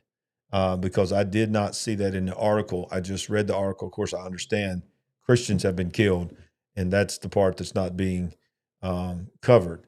But I would like to have somebody let us know exactly why the Alawite community is being pointed out. Yes. While we're looking for that, let's continue in the news tonight. A lot more to cover tonight. We have Ukraine. They are Shiite. Somebody's saying, okay, so they're Shiite. I'm sure we'll see it in just a minute. But Ukraine has attacked X, and then, of course, on the same day that Ukraine attacks X, a parking lot full of cyber trucks mysteriously all caught on fire in Seattle. Yeah, they're attacking these dealerships. Attacking the dealerships. People are going up to cyber trucks and Teslas. They're punching out the windows. They're spray painting on them. They think that the car is evil. No, this is a branch off of Trump derangement syndrome is what this is. It is. Yeah. Yeah, CBN is reporting that, yes, they are Assad supporters. That makes sense. Okay. Yeah, I agree, Treva. I follow everything Amir Safadi puts out. I read Amir every day throughout the day. And yeah, many things that we cover here we get from Amir. Yeah. Good point. We love him and support him. But this is very interesting here. On the same day that X was attacked, a lot full of cyber trucks mysteriously caught fire. Quick little reminder here, Washington was literally the only state in the nation to trend blue in the 2004 election cycle. All the others trended red, including California and New York, but Washington state trended even more blue. And this, ladies and gentlemen, is what it means to be the blue state in modern America. So let's watch this little video here. Oh my gosh, a Tesla Cybertruck is on fire. All right, there's a fleet of Cybertrucks right now. Unbelievable. Seattle fire on the scene. So you gotta get off the property. Breaking news. I'm sorry? Get off the property. All right, you've got... So you see they're on fire. And, you know, did they hack them and burn them up? Did they set them on fire? I tend to believe they probably set them on fire. Yeah. But either way. A lot of money. A lot of money, and it's very targeted. Mm-hmm. It's very obvious. Oh, yeah. And this is an escalation. Yeah, let's make a message here. Yeah, that was a message. Statement. That was a statement. And I think that's what Elon Musk was talking about when he's on Joe Rogan's show. He's like, look, I understand what this means for me and my family and the people that I love. Yeah, I've got a target on me. Sure. And he openly said, this is going to get me taken out. He goes, I think this is how I'm going to go. Hopefully he has ample security. You would think he's the world's richest man. Although, did you know he lost like $100 and something billion? I saw that. In a day or a week or something like that. A day. In a day. You lose $100+ billion. I think it said 140. In one day? I think it was in one day. God. Well, at one point, was the Dow not down 1,000 points? Today? Yeah. I don't know what the close was. It was crashing and burning. But, yeah. You know, I don't know how you feel about it. I'm not happy about this. I understand what Donald Trump is saying. He's moved to this thing called no pain, no gain. He's saying that all of this is going to hurt for a while, and then everybody's going to be winning again. I know. But y'all, we went and got something to eat today, and we were like, what in the world just happened? We went to a place that we're not going to. It's a fast food place. I'm going to tell you, it's Moe's. Yeah. You remember, welcome to Moe's. Right. We used to have one in our town. It shut down, and we hadn't seen one in years, and we loved it. We said, let's go there. It was out of town. We was like, let's go there. So we go in there. And we ordered the same thing we used to order before. And then we just got a cup of queso, 2 drinks, and a couple of cookies. And y'all, it was $49. I wanted to walk out. I wanted to turn around and walk. I was like, what did you say? I could not believe that.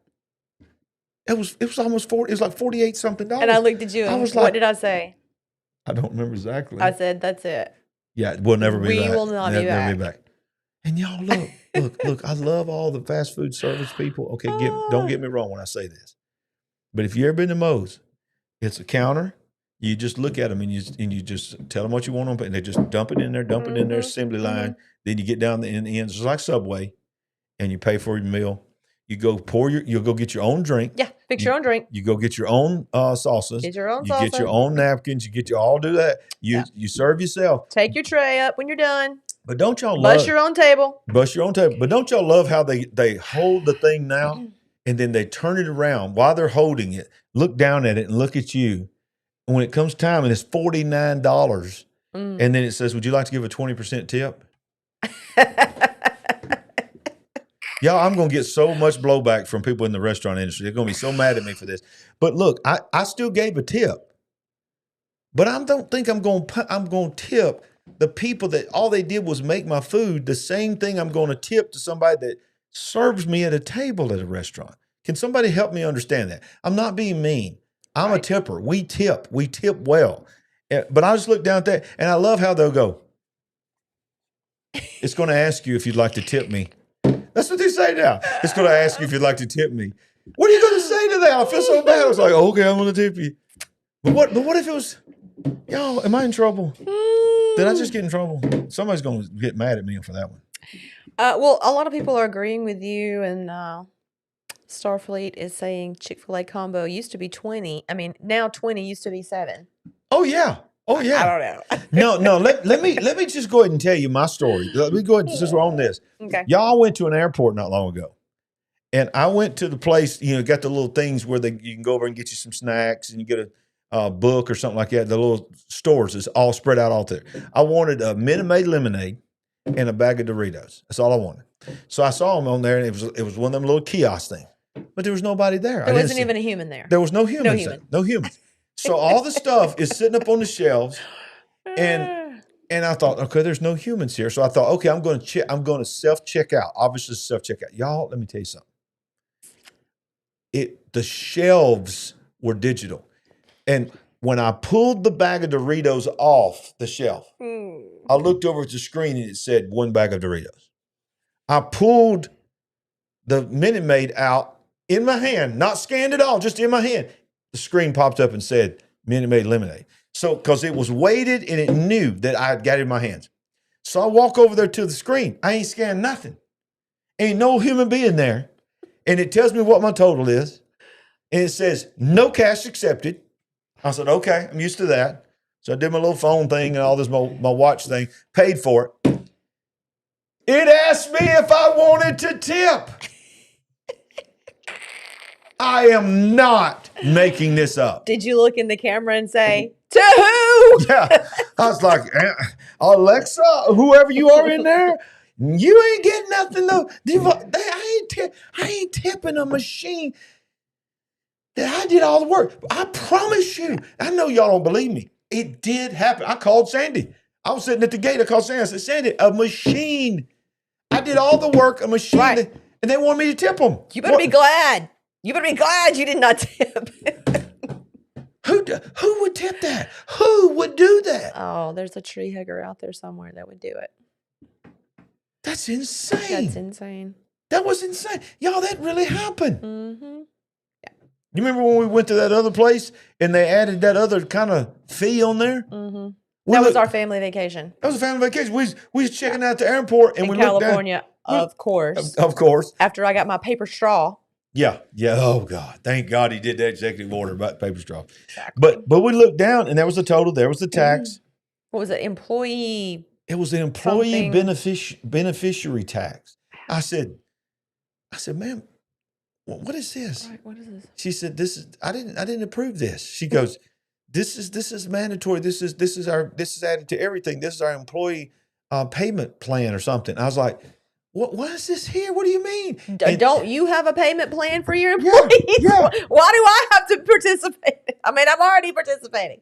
And it was explained to us, we're going to move on, but it was explained to us that they could not make the minimum wage hike that was been so high in California, they couldn't afford to stay open, that they had to add a fee to the food to pay the minimum wage.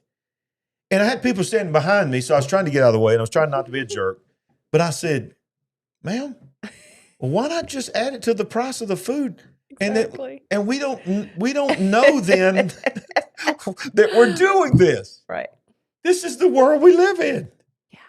This really happened, didn't it? Oh yeah.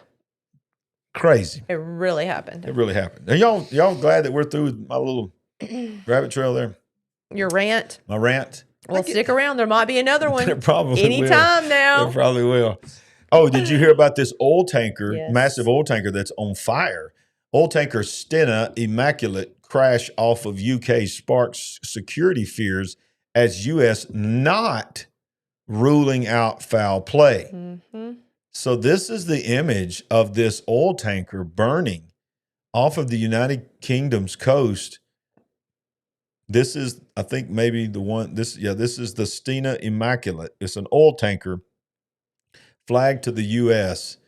And yeah, I don't think I have a video of it, but there's somebody circulating a video somewhere where it's out there. But this is the image of it. And so my question is this, y'all. What's going on? There's the video over there. There. Let's just see this. Look at that.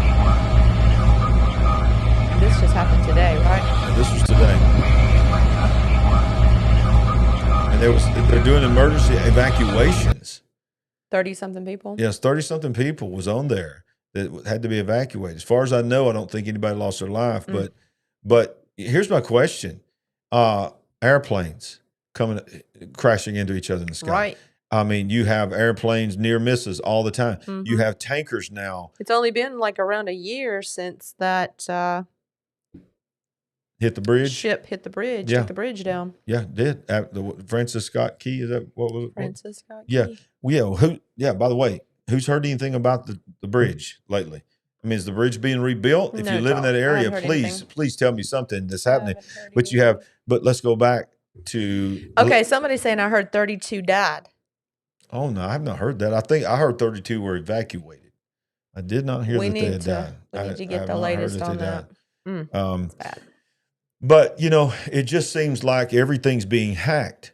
Airplanes are being hacked. Helicopters are being hacked. Now ships are being hacked. Shirley says GPS spoof. Wow. Yeah, GPS spoof. GPSs are being hacked. Yeah. And did y'all know that all of the GPSs in the entire world are controlled in the United States? I had heard that. United States controls the GPS of the whole world.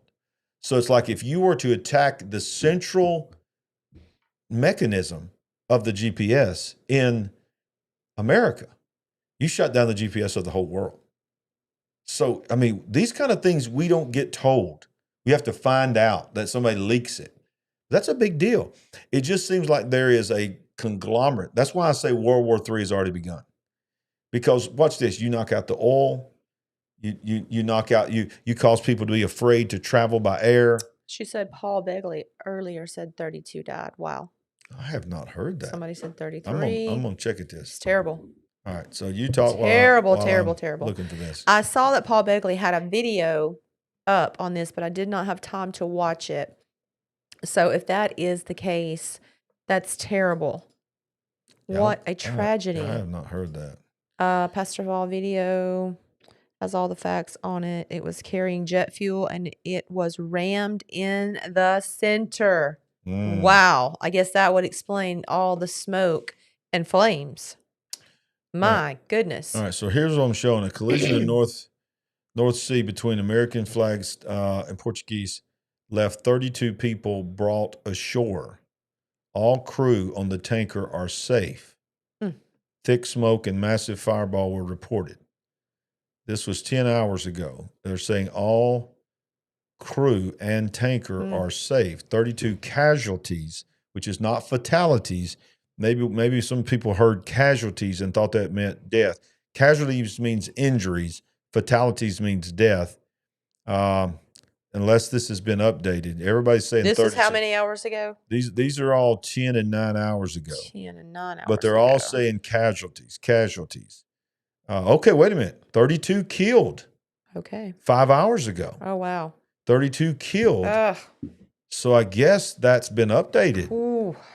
There's so many are still saying casualties. That's terrible. Yeah, the ones that were 10 and 11 hours ago, like this is 9 hours ago, saying 32 injured. I'm not finding any other one than that one that said killed. It's all saying casualties.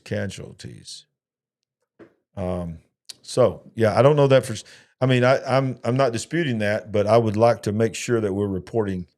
Yeah, we want to report the accurate thing. Yeah. Wow. Okay, so let's shift gears a little bit here, and let's talk about some other things that are going on in our world.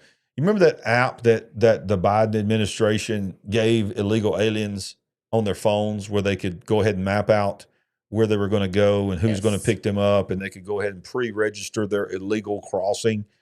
Well, guess what Donald Trump did? The hackers went in and redid the app They completely repurposed the app today. The hackers. Well, they hacked it. What I'm saying is they went in. I'm making that word up, but they went in and said they've repurposed the CBP1 app. Now it lets illegals deport themselves. So this is the new version of the app.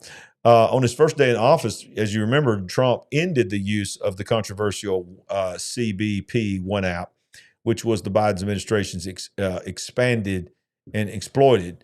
By June of 24, over 600 million illegals were allowed in the U.S. through this, quote, legal loophole. Now the Department of Homeland Security has repurposed the app and announced it will become the CBP Home app to facilitate self-deportation.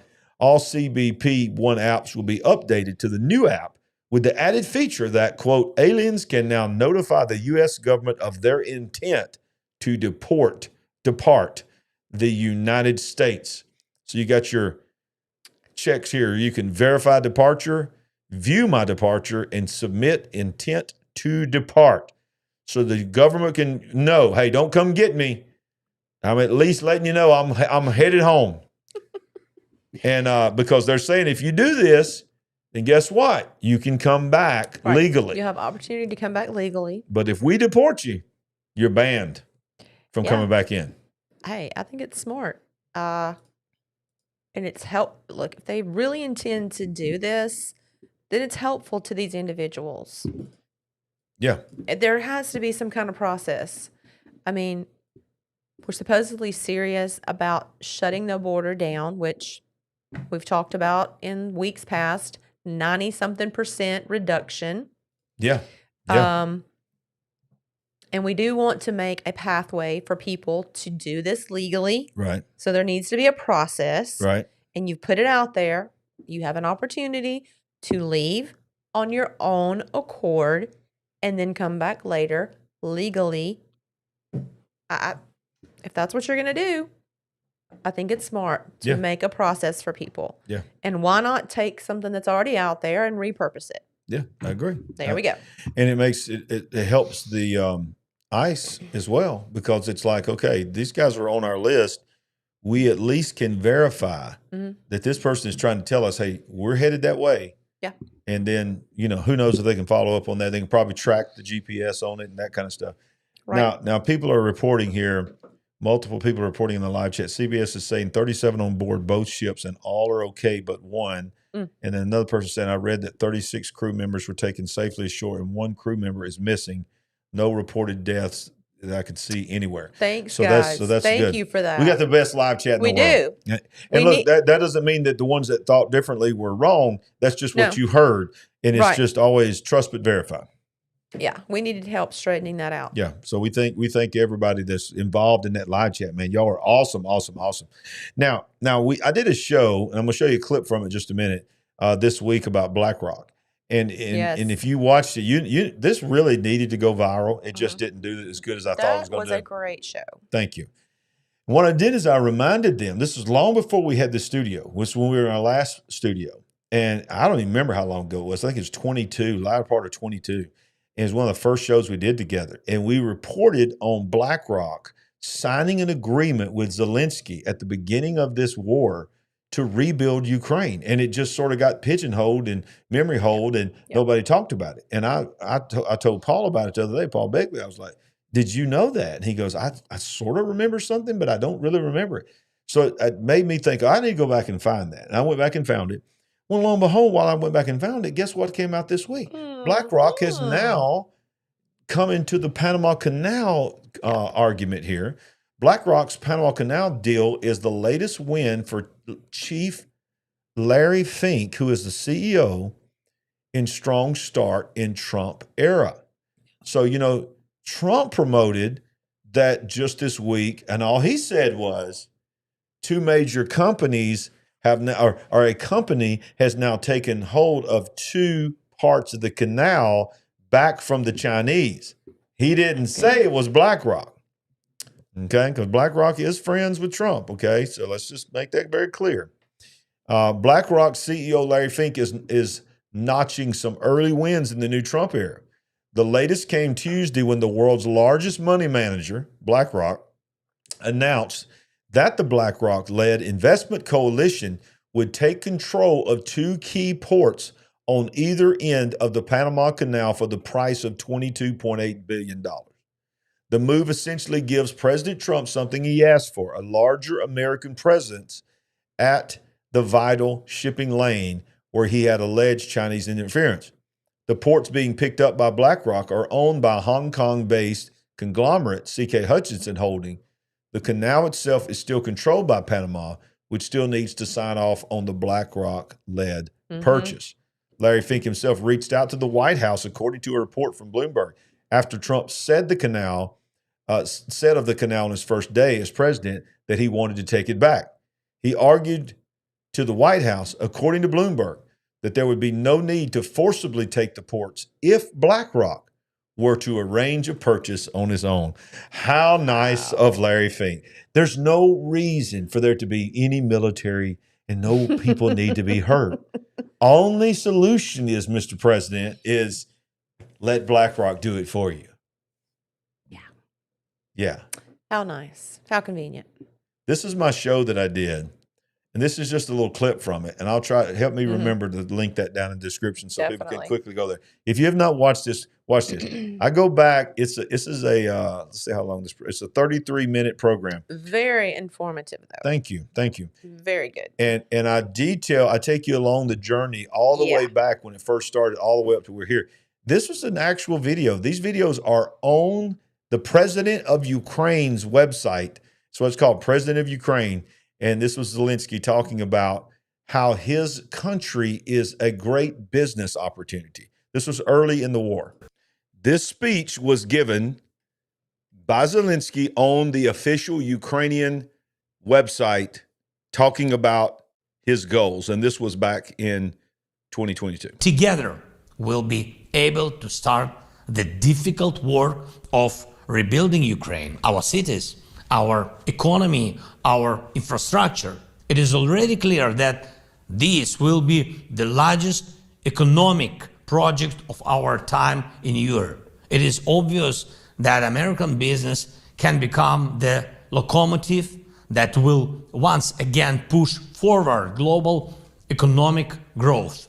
We have already managed to attract attention and have cooperation with such giants of the international financial and investment world as BlackRock, JP Morgan, and Goldman Sachs. Such American brands as Starlink or Westinghouse have already become part of our Ukrainian way. Your brilliant defense systems, such as HIMARS or Bradleys, are already uniting our history of freedom with your enterprises. We are waiting for Patriots. We are looking closely at Abrams. Thousands of such examples are possible. And everyone can become a big business by working with Ukraine in all sectors, from weapons and defense. Did you hear that? Everyone. This is what he was saying over 2 years ago, almost 3 years ago. He was saying everyone can become a big business working with Ukraine. So what's the full video? Yeah. And now you have BlackRock inserting themselves in the Panama Canal. They struck this deal back in 2022 with Zelensky to rebuild. This was the wording, to rebuild Ukraine. Here he is bragging about his partnership with BlackRock, JP Morgan, Goldman Sachs, and others, bragging about how his country is for sale. It is for sale. And y'all, that is what this has always been about.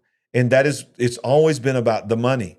Yes, there's been lives that have been lost, tons of lives been lost, and infrastructure destroyed. But at the core of it all has been money. And now there's no bigger name tied to money than BlackRock. And BlackRock's got his hands on everything. Who is it? BlackRock, State Street, and what's the third one? Vanguard.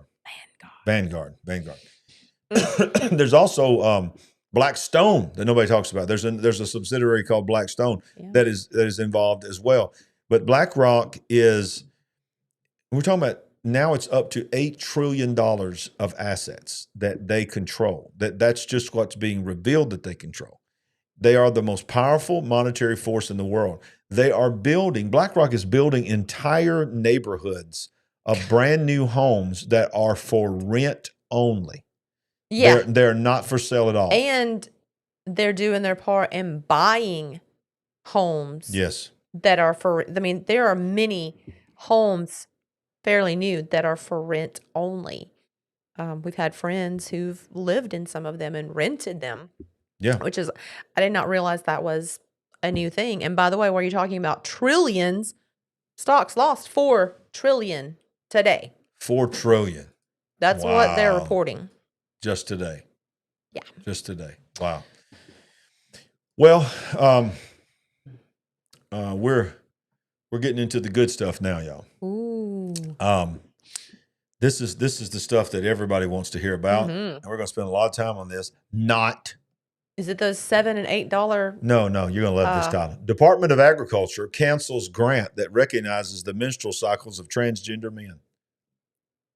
Wow. Okay.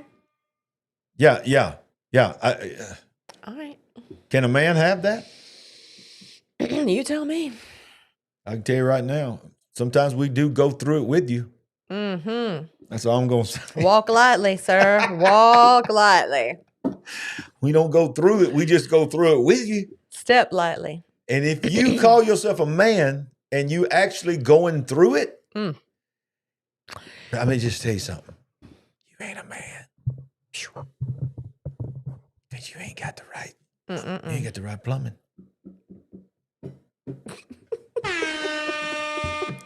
That wasn't bad. That's just facts. This is from Breitbart. Okay. Yeah.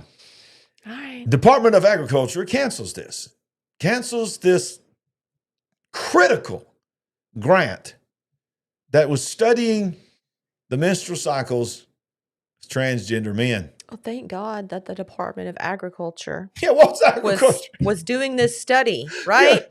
What's agriculture even doing this? I mean, that's the headline.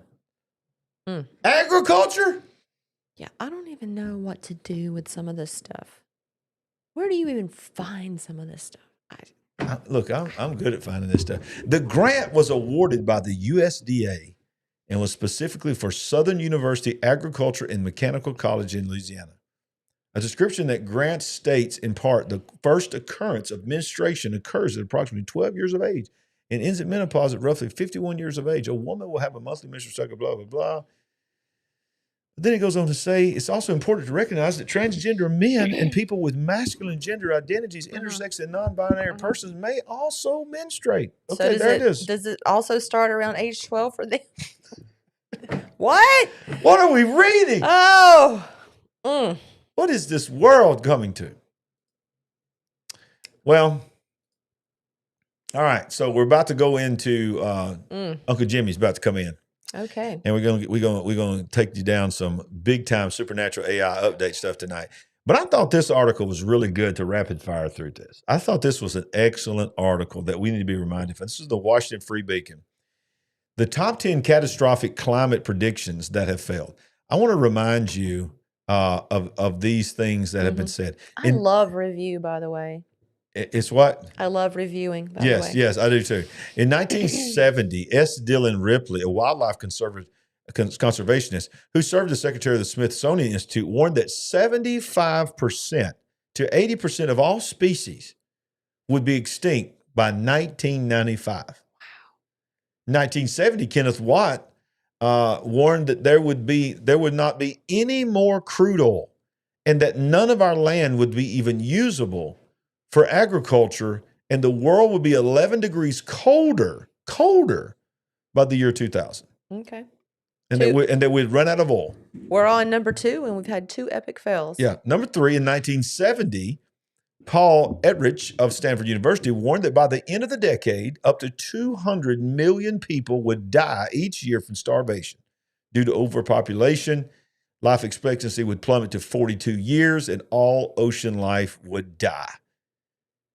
Okay? Not happened. 1970, Peter Gunner predicted that the world population would outrun food supplies, and the entire world, with the exception of Western Europe, North America, and Australia, would be in famine by the year 2000. Didn't happen.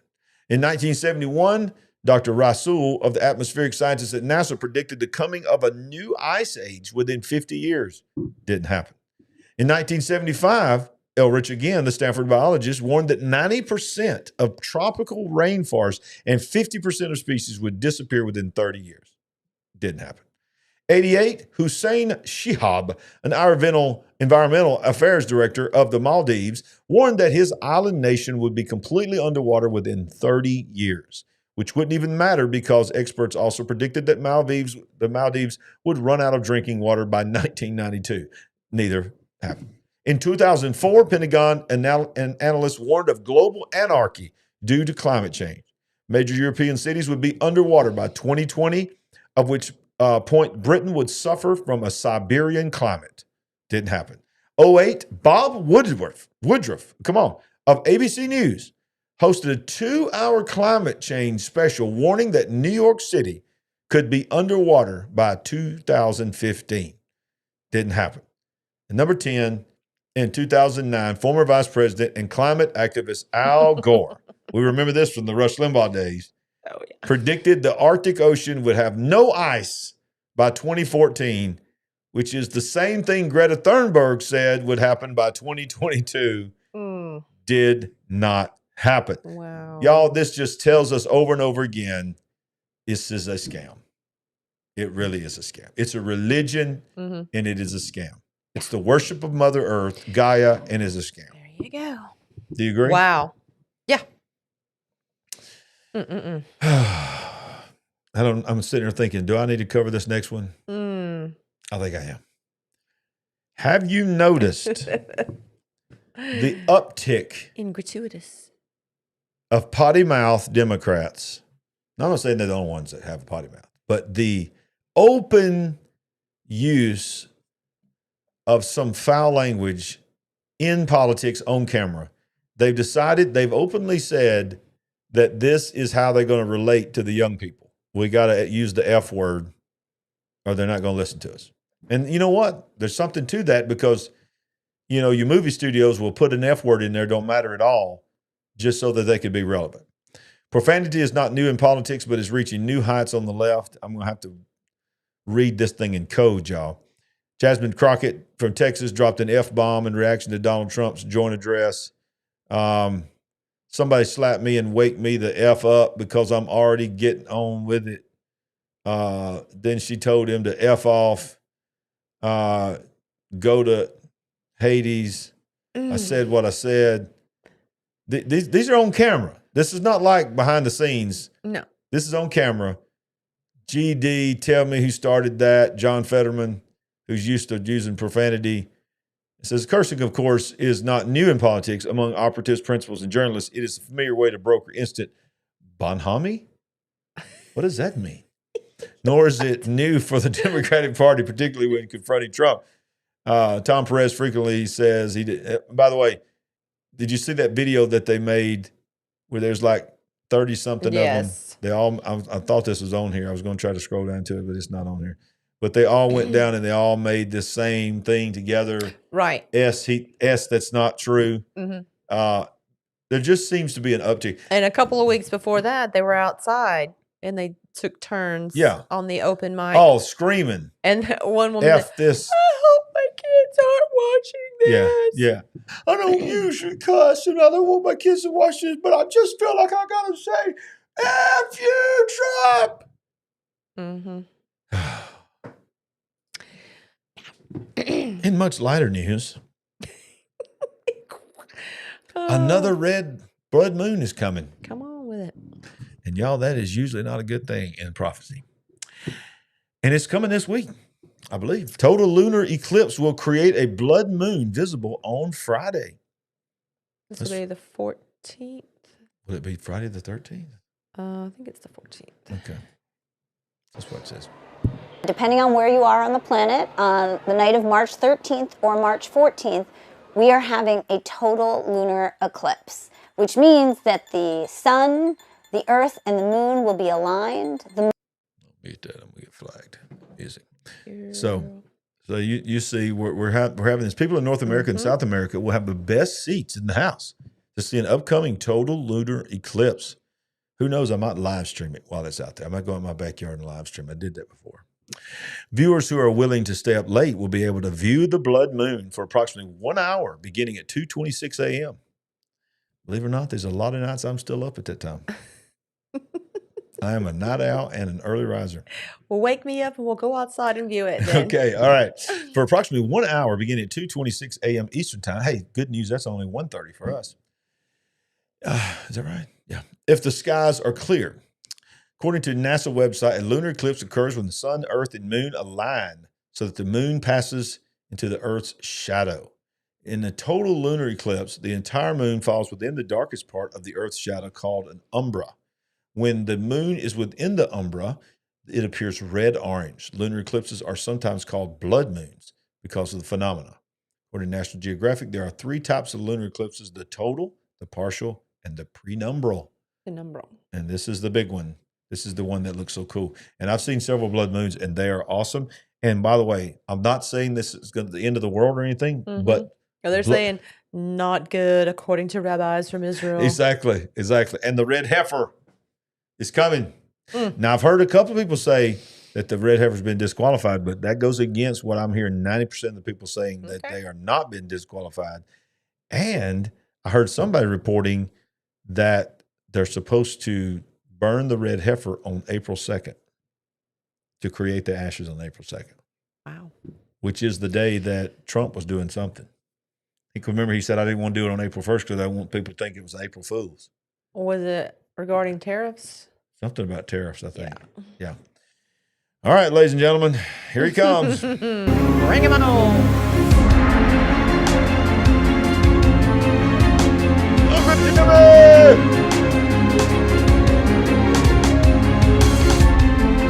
It's the Supernatural AI Update. And it goes to Sandy. I don't know why it went to you, baby. You want to take over the show? Let me take it over. All right, it's yours. It's on you. Introduce this next article. All right. So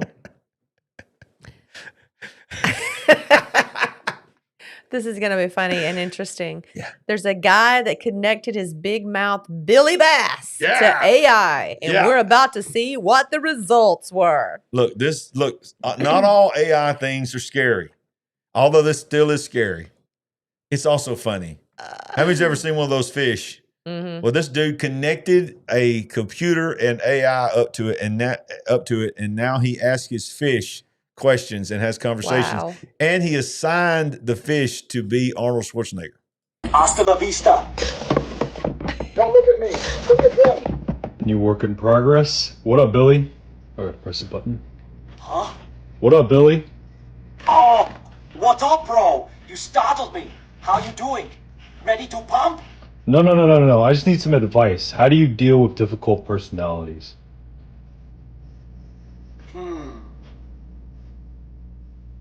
Listen to me now. Stay calm and assertive. Set clear boundaries.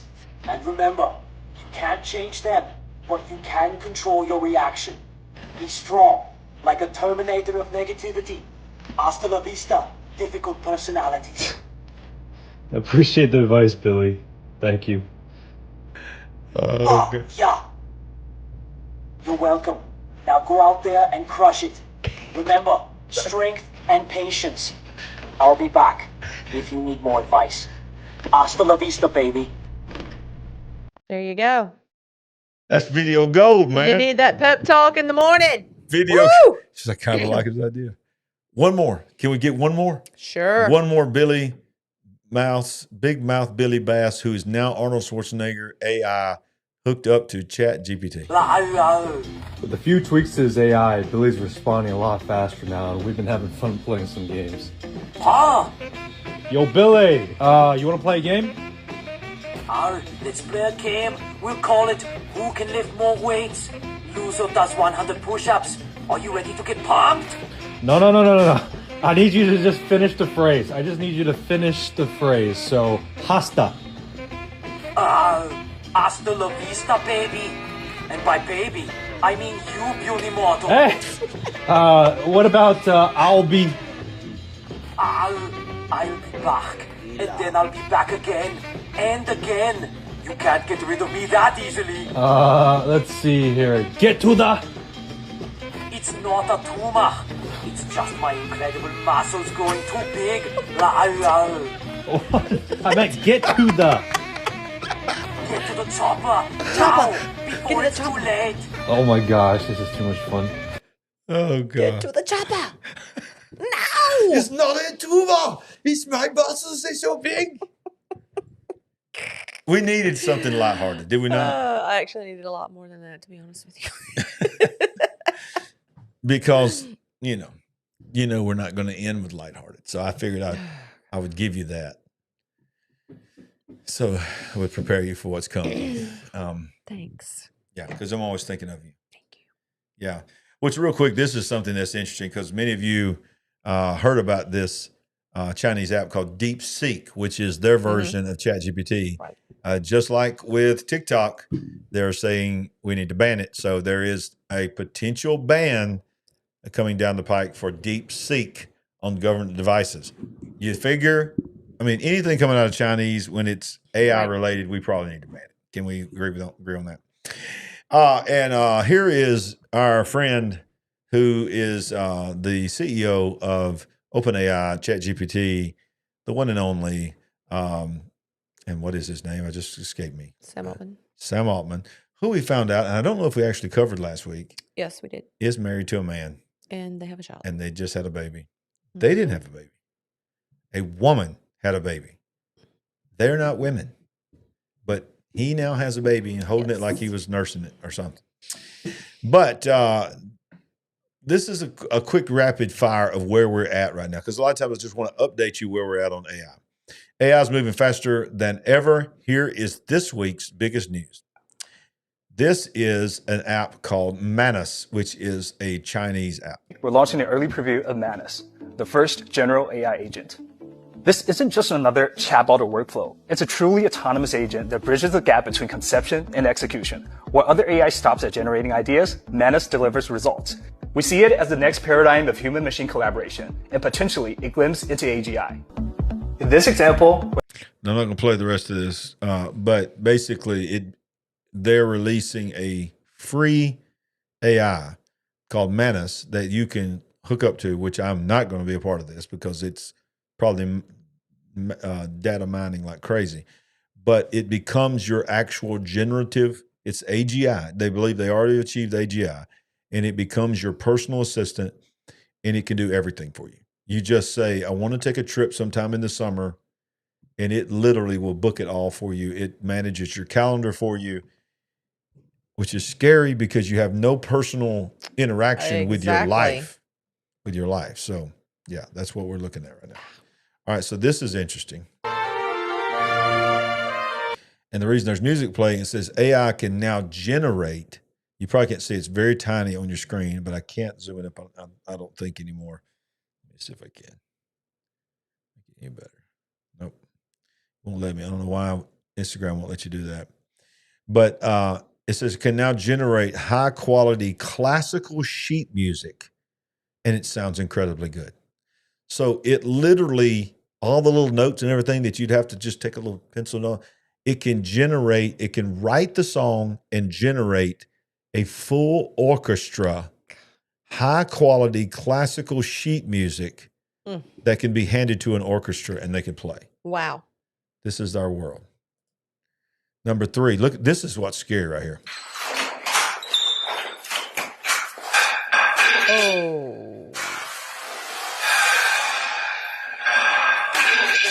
What are we witnessing?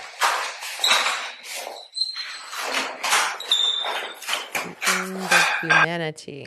Robotics is about to get faster as Unitary Robotics is known for its viral G1 humanoid robot, has open sourced its hardware designs and algorithms.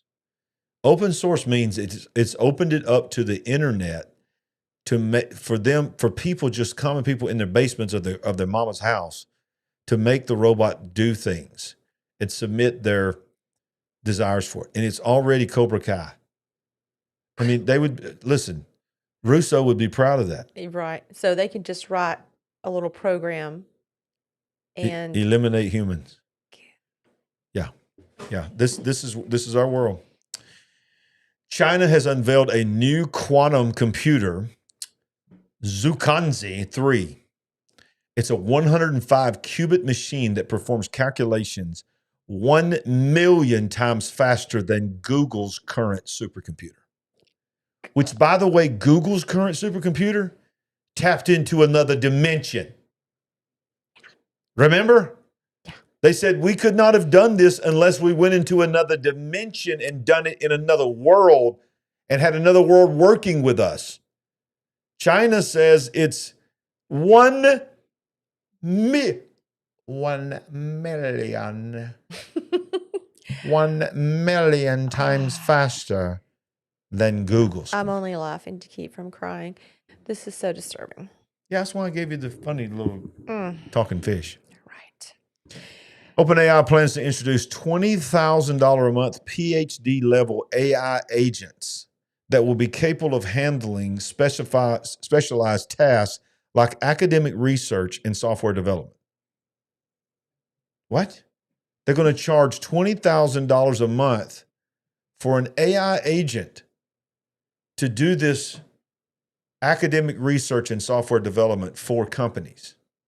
They're going to universities or for people, for companies who can divvy up 20,000. If you want to start a software company, you can hire a PhD level AI agent, which is AGI, which agent is the word you're going to hear a lot of, which is the actual AI system you can hire. It's going to cost you $20,000 a month, and this AI will work for you and do all of your academic research and software development.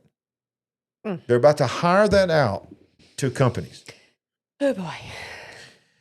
Europe's Mistral AI introduced Mistral OCR, the world's most powerful OCR for document understanding. This tool delivers highly accurate text extraction from images and PDFs, with they basically set a 0% mistake failure. And Google releases AI mode in Google search. This feature removes traditional organic search results, providing conversational AI-driven answers instead. They've been sort of piecemealing this for a while, but you've probably noticed it. I have, that when you go to Google now, before you ever go to the actual articles that people are trying to get you to go to, it summarizes and gives you AI advice. And it's really sad for these companies because you get basically your answer at the top, generated by Gemini, and all these websites that have paid hundreds of thousands of dollars to be SEO optimized to be at the top. They're just getting ignored. Microsoft has introduced Dragon Copilot, an AI assistant that listens to conversations, takes notes, summarizes, and automates clinical tasks in real time.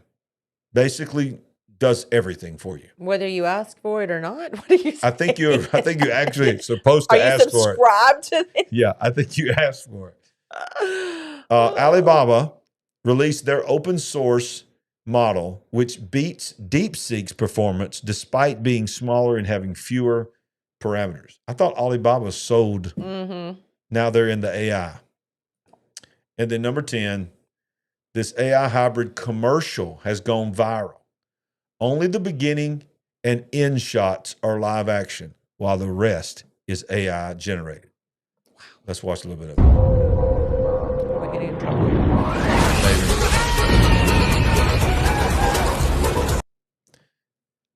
So the very end, right? I guess when he sits down at the desk, this scene and at the desk are the only things that's real. From here all the way through, it's not real. Are we selling shampoo or body wash? What is this? I think it's body wash.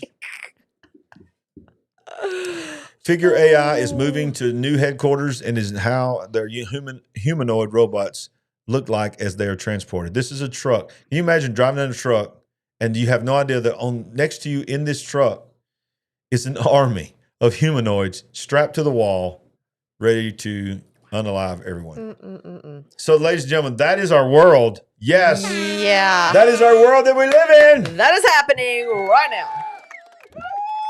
You're welcome. You're welcome. You're welcome.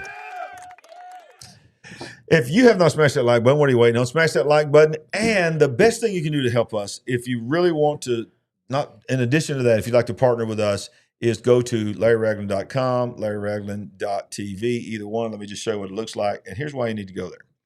Because when you go to LarryRagland.com, you're going to have everything. You could go watch this latest. I was interviewed by Joseph Z. It's really doing well. Videos that we have here. Get a copy of our book. I See Greatness in You. It's being blessing people all over the world. I just love that cover. Every time I look at that cover, I get excited about it. I See Greatness in You. Apparel is there, and you can join our email list because we got some exciting things that are going to be coming in our email. So that being said, Sandy, another night in the books. Wow. Keeping it real again tonight. Did you enjoy it? Parts of it. Hey, remember what we used to say? It's been real. It's been fun. It's not been real fun, but I think it's been real fun because anytime that we can hang out with our big picture family. Oh, now that part I love. Yeah, we love that. That part, and quite frankly, the fact that they're here is the only reason why I can get through this. Some of these stories are just too much for me. That's how important y'all are, y'all. Y'all are keeping her on this show. Yeah. If y'all didn't show up, she might not show up. No, here's the thing. If they weren't here, if all of you weren't here, there's been many times I've had one foot out the door because I cannot deal with some of this stuff. Yeah. Oh my goodness. Yeah. Well, we've had fun with you guys. We love you so much. We really don't just say that. We really mean that. We're very thankful. We're very thankful for our partners. Thank you for our friends. Many of you write us and comment. We love all the comments, good and bad. Hey, we like to be. We don't mind being critiqued. Yeah, we're not scared. So bring it on. And we like people to watch that don't necessarily agree with us because we learn from you, and maybe you'll learn from us. Yes. So we're open to a teachable person is a reachable person. Absolutely. Always remember that. When you stop being teachable, you're no longer reachable. Because I want to remain teachable. I do too. I want to be so closed off that I can't learn anything new. That's right. Yeah. And in all the world, remember this. You always need a little Jesus. Yes. Some of y'all been zooming in like, what is that? That's just a little Jesus. But he's only a little here, but he's a big Jesus. He's a big Jesus. So if you don't have Jesus, go ahead and ask him into your heart. That's right. And you know what he'll say? I'm coming in. Because he wants to be a part of your life. And so we love you guys, and we ain't woke, but we are certainly awake. See you next time. Would you like to help us build the big picture family? We're on a mission to wake up the world to what is really going on. All you have to do is go to our website at LarryRagland.com and make a one-time gift, or you can become a monthly partner. Any amount is a blessing and an encouragement to us. While you're there, make sure you get a copy of our book, I See Greatness in You. Browse our merchandise store, connect with us on our social media links, and join our mailing list. We appreciate it. And remember, we ain't woke, but we are certainly awake.